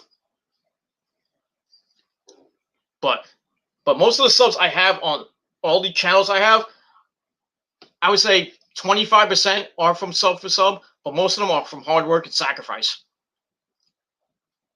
And mostly trolls too, but it is what it is. But like I said, I've been on this website for like going on 12 years, and I only did 25% of stuff for sub, and that's it. It's like delved in it, you know. I wasn't, big time YouTuber at the time. Before when I had Human Killer 99, which, if that still would have been around, probably be at over 1,000, at least over 1,000, maybe 1,500 at most. So it was going up, back in 2010, back in 2011, it was very close to, I think, 400 subscribers, close to 400, 500 subscribers. It was getting really well known. Had not one, but two videos. Go on NoDQ.com. Had over 5,000 hits. Sadly, that channel is gone, which sucks. Never get it back.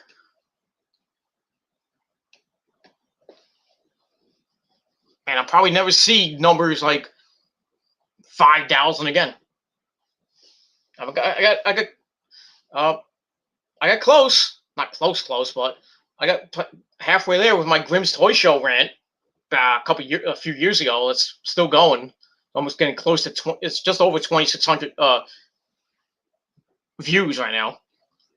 And my various rants on the who guy, you know who, the Mr. Irrelevant, mostly between 200 to when I did that video, exposing that irrelevant piece of crap for being a sub horror.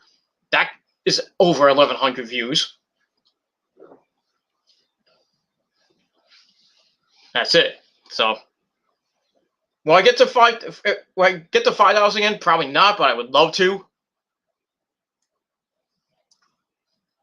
Maybe one day a video or maybe a rant. Probably won't be a video like this, but maybe a rant just goes completely berserk. Just goes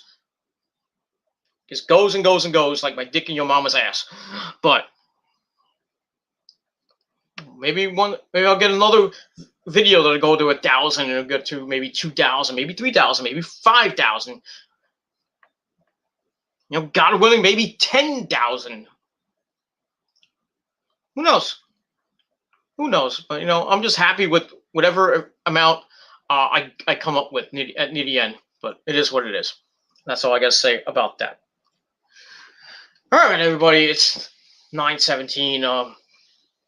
Getting pretty tired, and the missus might be coming home soon. Not that I give two shits. I'm already. She pissed me off today as it is. But on our anniversary, she pisses me off.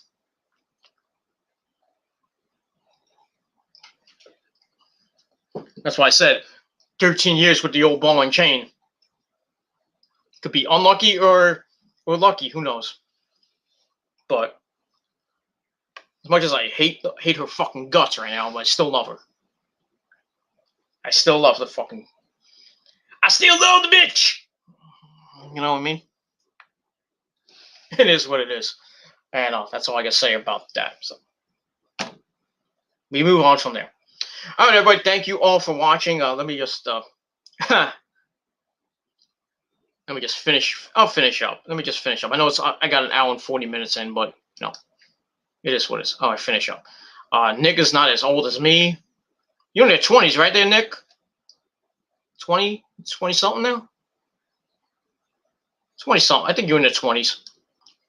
Nice round number. let me know either before I end this or next video I do how old you are. Nick can only grow a stash. Yeah, because he's young. When you get like me, you know, when you get to be a man, you be a man. You be 40, got a beard. You know, when you get to hit my age, you know, you're gonna regret being over 40 because you're gonna get the bones start aching, and you know, and you just start feeling old. You know. But yeah, you know, I'm right at this year I'll be in 45. I'll be in my mid 40s on the road to 50. People say I'm 50. I don't know where you're getting that from. But I mean, I don't look 50.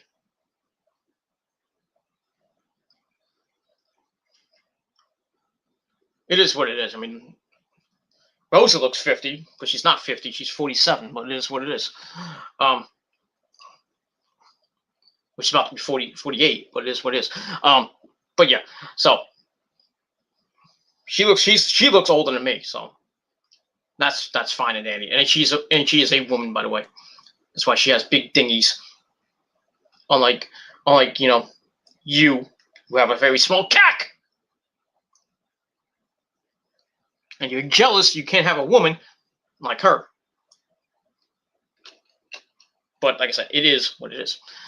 So yeah, I'm gonna hit 45. I'm gonna hit my mid 40s, and don't know what the next 8 months are gonna be. You know, struggling with money, and my job sucks fucking ass. It is what it is, and that's basically it. But like I said, hopefully, you know, by the summer I can go on vacation. I'm hoping for either late June or between July and August. I'm not gonna go. I don't think I'm going on a vacation to like Florida or California. I would love to, but don't got the money at the moment. As much as I'm hoping for my tax returns to come in. I don't know how much I'm getting. Probably not much, but and God forbid hopefully we get another stimulus check, which may or may not happen. They're talking about it, but that's all on Mr. You know who, Mr. Biden. You know, they want to put a fourth stimulus check in his big infrastructure plan. I don't know if he's gonna actually put it in. I highly doubt it. But if it does happen, hopefully it happens by the summer. By at least June or July. We get a fourth stimulus check of $2,000, hopefully. And you know, Democrats want rolling payments after that, you know, $2,000 a month after that. Now I don't know if Biden's gonna do that, but I would love for that to happen. Because a lot of us Americans, you know, need the money because of this fucking virus, you know. And even though jobs are starting to come back here and there, you know, I think they said March was a good month for creating jobs and stuff. So who knows with that? You know, the economy's doing much better, thankfully. So jobs are opening back up, slowly but surely. Countries slowly starting to get back get back to normal.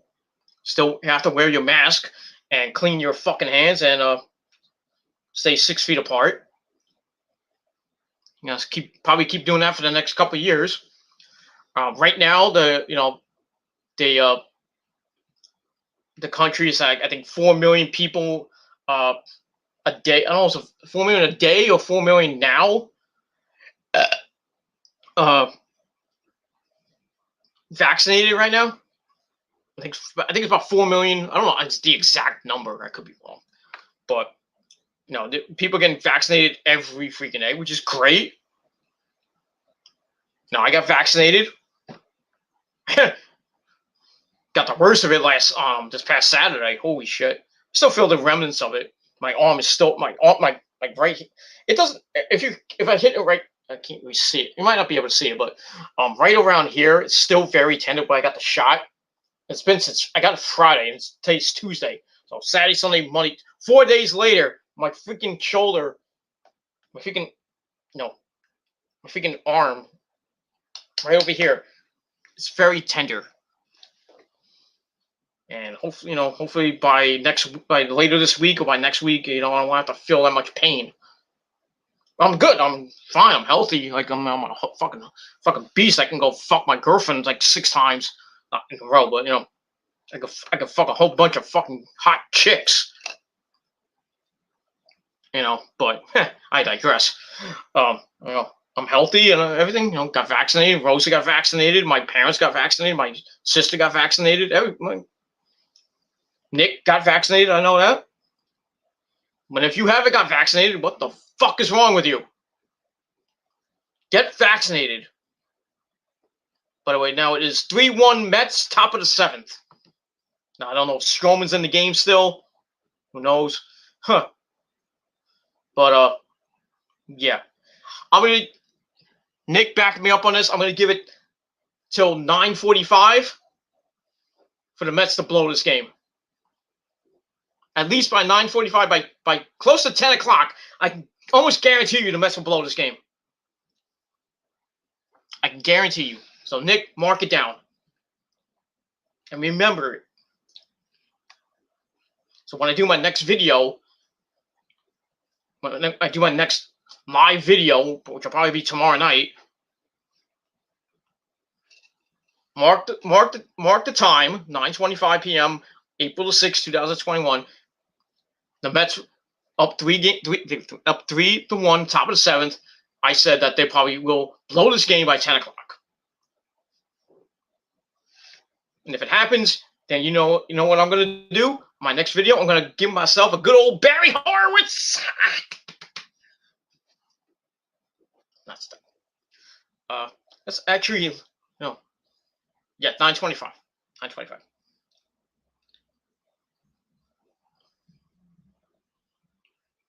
It is 9:25 p.m.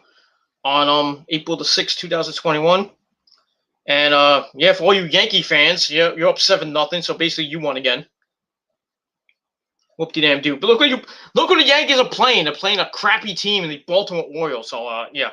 Otaku, yeah. That 3-0 start didn't go anywhere, but you knew that already, right? Yeah. Let's see. The Judge hit another home run. Hit a 3-1 homer. So yeah. The steroids are out again at Yankee Stadium. A good old former Met Jay Bruce hit a home run. And then another steroid user, Stanton hit a double to score a home run. So 7-0 Skankies top of the ninth. So chalk that down for a win. So the Yankees are now 3-2 on the year, and that's that. And I'll give you the Los Mets in Nueva York.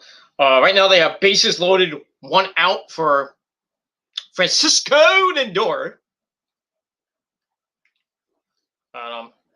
They just got they got a run this inning as Brandon Nimmo walked to score Luis Guillaume. They just changed pitchers. The Phillies just put in Brandon Kintzler. in there.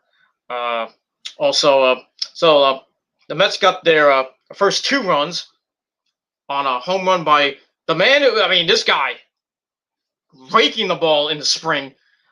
Dom Smith with a Dom bomb to score the beast, Pete Alonso. So made it 2-0. And then former Yankee Didi Gregorius hit a home run in the bottom of the 4th inning to make it 2-1, and now it's 3-1 Mets in the top of the 7th. Bases loaded, 1 out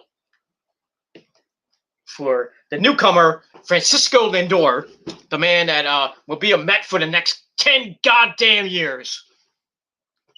And 10 years, what was it? 10 years, 300 and God damn it, 350 million, I think it was, 340 million, something like that. Better be worth every fucking penny, you piece of shit. Or we're gonna send you back to Cleveland.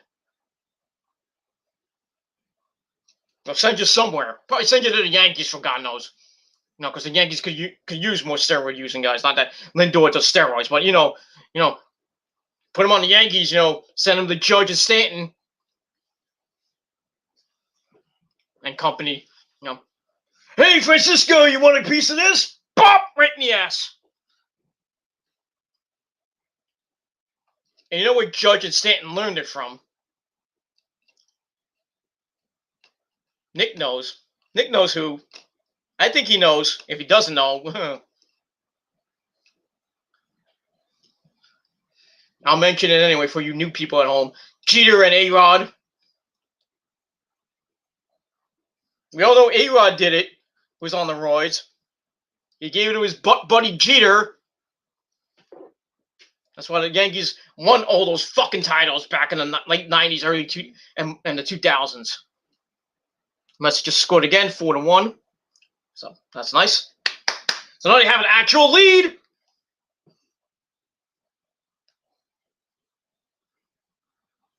So it is what it is. Lindor just hit a sacrifice fly to score James McCann as Kevin Pillar went to third base. So first and third, 2 out for Conforto. So Mets got a 3-run lead. So as it's 9:30 now, it's not even the bottom of the 7th yet. So we'll see who pitches the 7th, the 8th, and the 9th. And hopefully, hopefully for the Mets, that doesn't get, if it gets to Diaz or Familia, get the Metamucil. I gotta go get it. I'm not gonna get it now, but I'm gonna go get it. Nick is gonna go get it. Nick, get the if you don't have the Metamucil at home, run out to the nearest store, get a bottle or 2 or 3. I got a caseload of fucking Metamucil at home. Because I gotta have my fiber, goddammit. Gotta be a man. Gotta have your fiber. So yeah. So good Lord. So hopefully, if Familia and Diaz come in, they don't fuck it up. Much as I have faith in this fucking team every fucking year, the bullpen fucks it up every fucking time. I mean, 31 times for DeGrom. 31. If I was a pitcher and that happened, I want to fucking leave. And DeGrom's got another year, I think, left. I think he's got an opt-out in 2022. That's why they want to fucking sign him this year. I hope they do. They had to sign him and Conforto. I hate to see Conforto go. I would hate to see him go, really. Or DeGrom, for that matter. But I think they'll sign DeGrom. They'll definitely sign DeGrom. I think Uncle Stevie will open up his checkbook and give DeGrom whatever the fuck he wants.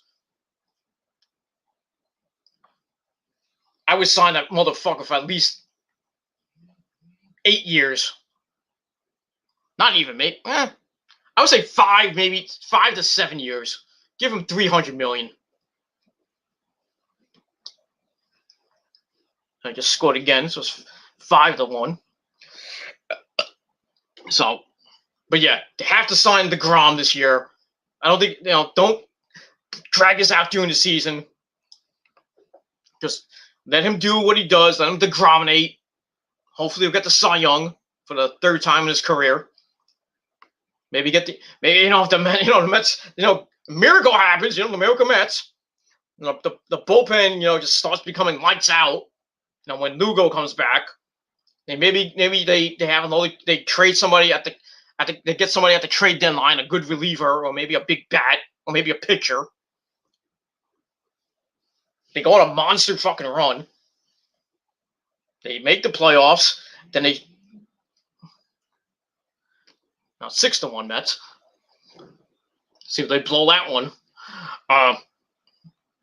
The Mets go on a nice run and they make the playoffs as either wild card or they somehow win the NL East. They go on a run. They surprise. They surprise people. They beat somebody like the Padres or the Dodgers. Oh, that would be nice. That would be real nice. Because they did it before when they had Kershaw there. I would love for them to do it again when they have Kershaw and Bauer there. Oh, it would be nice. That would be nice to beat the shit out of both of them. Especially Bauer, that overhyped piece of shit. Could have been a Met, too. Could have been. But his fucking, agent was a dick. I don't even know who his agent is. And it's not Jerry Maguire.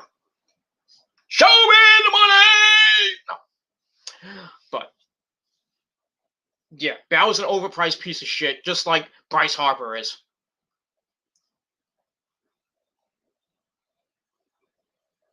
And Bryce Harper fears Jacob deGrom. That's why he went 0-for-3 last night. I think it was 0-for-3. It's 0-for-3, 0-for-4, whatever. He can't get a hit off deGrom. deGrom owns his ass. It's like everybody else. And that's all I got to say about that. All right. Blah, blah, blah, blah, blah, blah, blah, blah.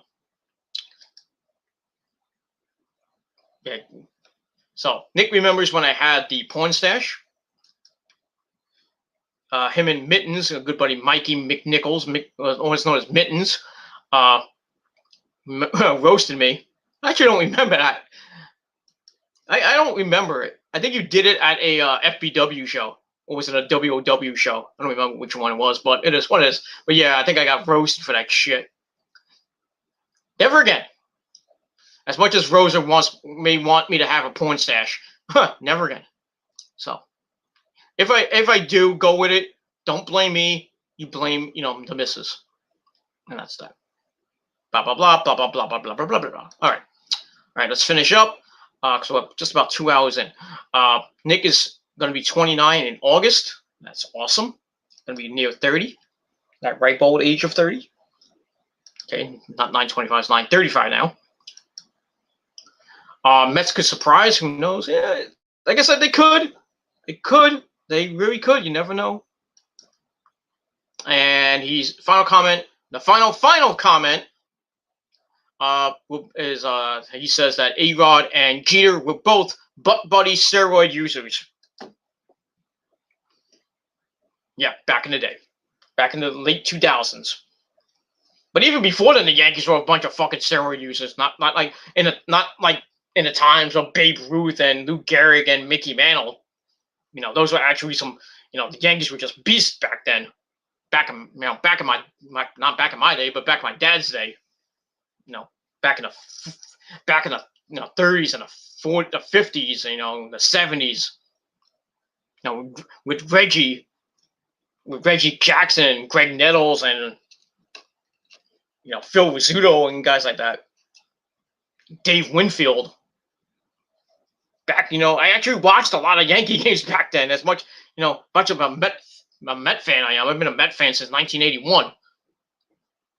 I watched a lot of Yankee games back in the day. I even went to Yankee games back in the day. I went to Yankees, the former Yankee Stadium, the former construction site, not the new construction site. Never been there yet.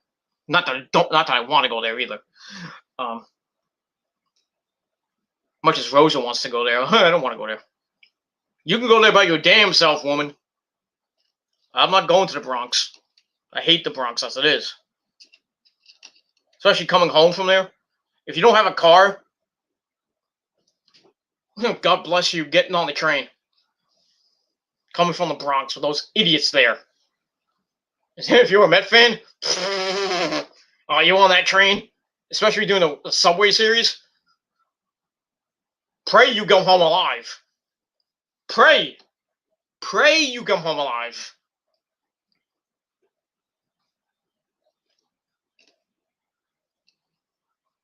It's even worse when I went to fucking Canada back when I was a little bitty hoaxer dude. Not a little bitty hoaxer dude, but a medium-sized hoaxer dude. I went to Niagara Falls. I went to Ontario. No, not Ontario. I went to Ottawa. Stayed in Niagara Falls. Then we went over the bridge into Canada. Those fucking Canadians. No, so no offense, WJ, but it is what it is. And Dallas. I know Dallas. My good buddy Dallas Calhoun lives in Canada, and WJ lives in Montreal, I think. Yeah, I went to Ottawa,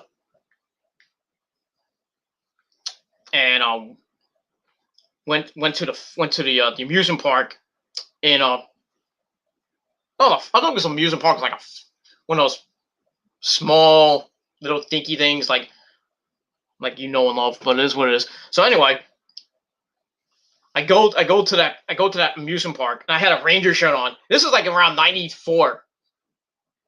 I think 94, maybe earlier than that, maybe, I don't know. 90, I think it was 94 when the Rangers won the cup, and I was there for that. I remember that night very well. It's the night of my high school prom. Everybody wanted to go to the prom. I was like, fuck no! I'm going to Game 7 of the fucking Rangers game.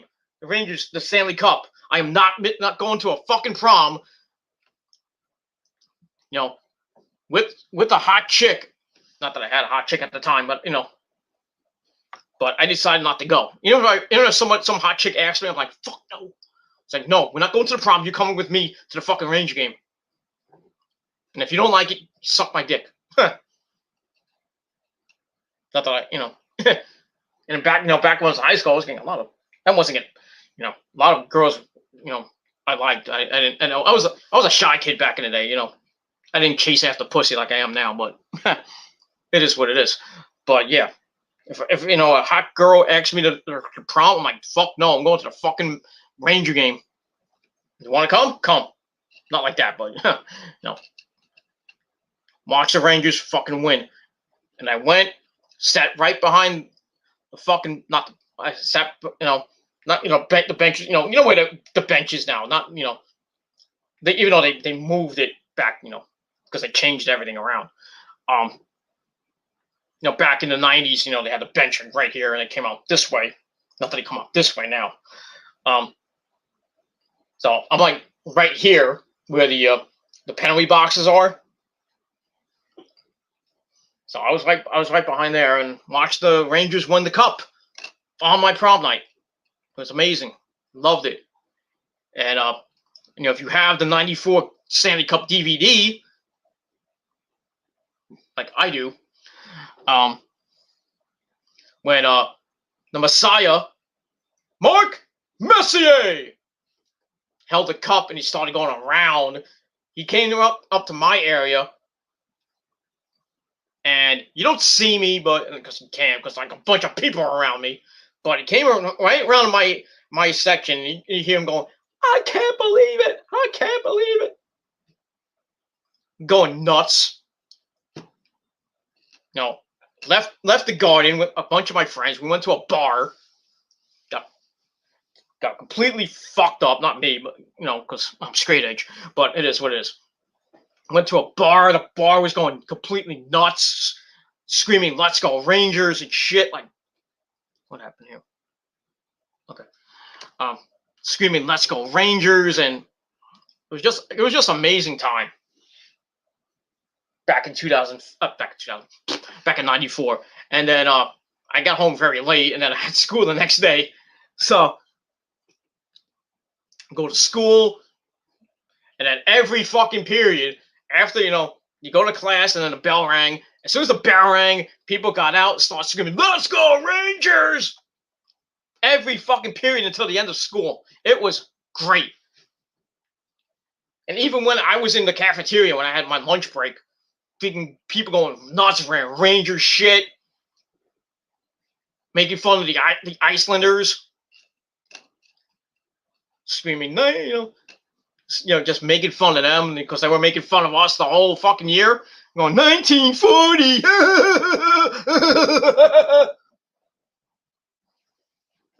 What happens? We beat the shit out of them in the first round.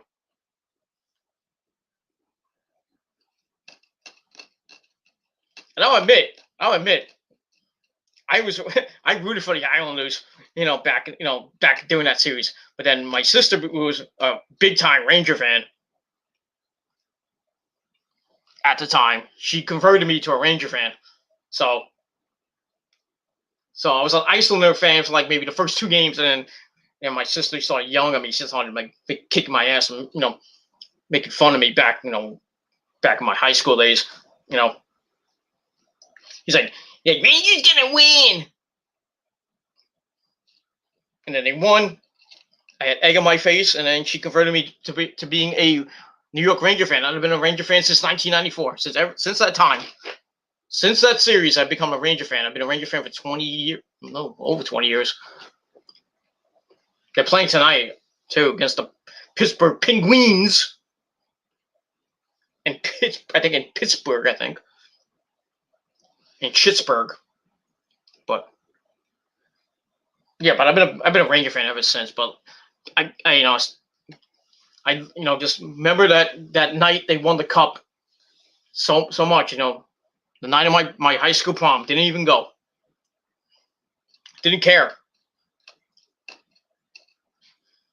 Your high school prom, you want to go because it's the best time of your life. You might get laid. You might use your virginity if you didn't lose it before. But what do you pick? Pussy or going to the Stanley Cup Finals? Or do you go to the Stanley Cup Finals, maybe meet a drunken hot chick, then get pussy? Weigh the options. Personally, I would go with Stanley Cup, then get drunk then pick up a drunk girl and just fuck the shit out of her. But that's what it is, and not give 2 shits after, because she ain't gonna remember you. Who the hell are you? Oh, yeah. And you're just like, I don't know. Just kick her. You try to kick her out by the time she gets up in the morning, because you put her in a cab at like 5 a.m. and she's like half asleep. Put her in a cab, send her home. You try to get her address beforehand. Make sure if you get with a drunk chick, make sure you get her address. So when you send her home, you don't just put her in a fucking cab and the cab goes to Timbuktu. Just saying. Not that that's ever happened to me before, because it's never happened. But yeah. It is what it is. That's all I can say about that. Oh boy, I gotta end this video. It's already 10 o'clock, almost. Oh man, 2 hours of this just randomness. No, it is what it is, and that's pretty much all I gotta say about that. All right, let's see what happened. Up. Don't look now, but it's 6-2. Let's see. 14 minutes. We got 14 minutes. Could it happen? Could it happen? I know it's the 7th inning, but could it happen? Could this game be, could the Mets fuck this game up by 10 o'clock, 10:15? Let's see. We'll see. We will definitely see. And yeah, the next video I do, it'll be live or on the phone. I'm gonna fucking go berserk on this team if they lose this game tonight. But you should know that by now with this fucking bullpen. But whatever. Get the Metamucil ready, Nick. Hope you got it ready. I hope you're drinking it right now. I'm not even drinking it right now, but if it gets to 6-4, I'm gonna get the Metamucil.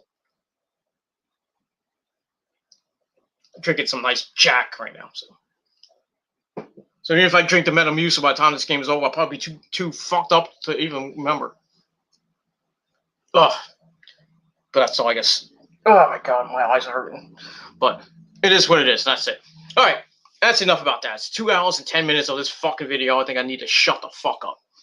But it is what it is. So that's it. Thank you all for watching. Nick, once again, thank you for coming in the chat. One of my main supporters. On my channels and all that other good shit. Thank you for coming in. And anybody else who watched and probably left a dislike, well, fuck yeah, man. That's all I gotta say about that. So thank you for watching. That is my NXT TakeOver predictions for night 1 and 2. Should be a great show, like as always with TakeOver. Gonna be a great show. So we'll see what happens on night 1 tomorrow night, and night 2 Thursday night on Peacock. And that's pretty much it.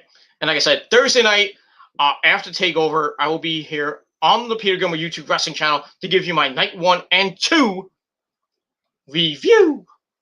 And that's all I gotta say about that. So that's it. So get ready for that Thursday night. Tomorrow night after probably either after Dynamite or maybe a little bit later on Wednesday night, late Wednesday night, your Dynamite review on the Peter Gilmore channel.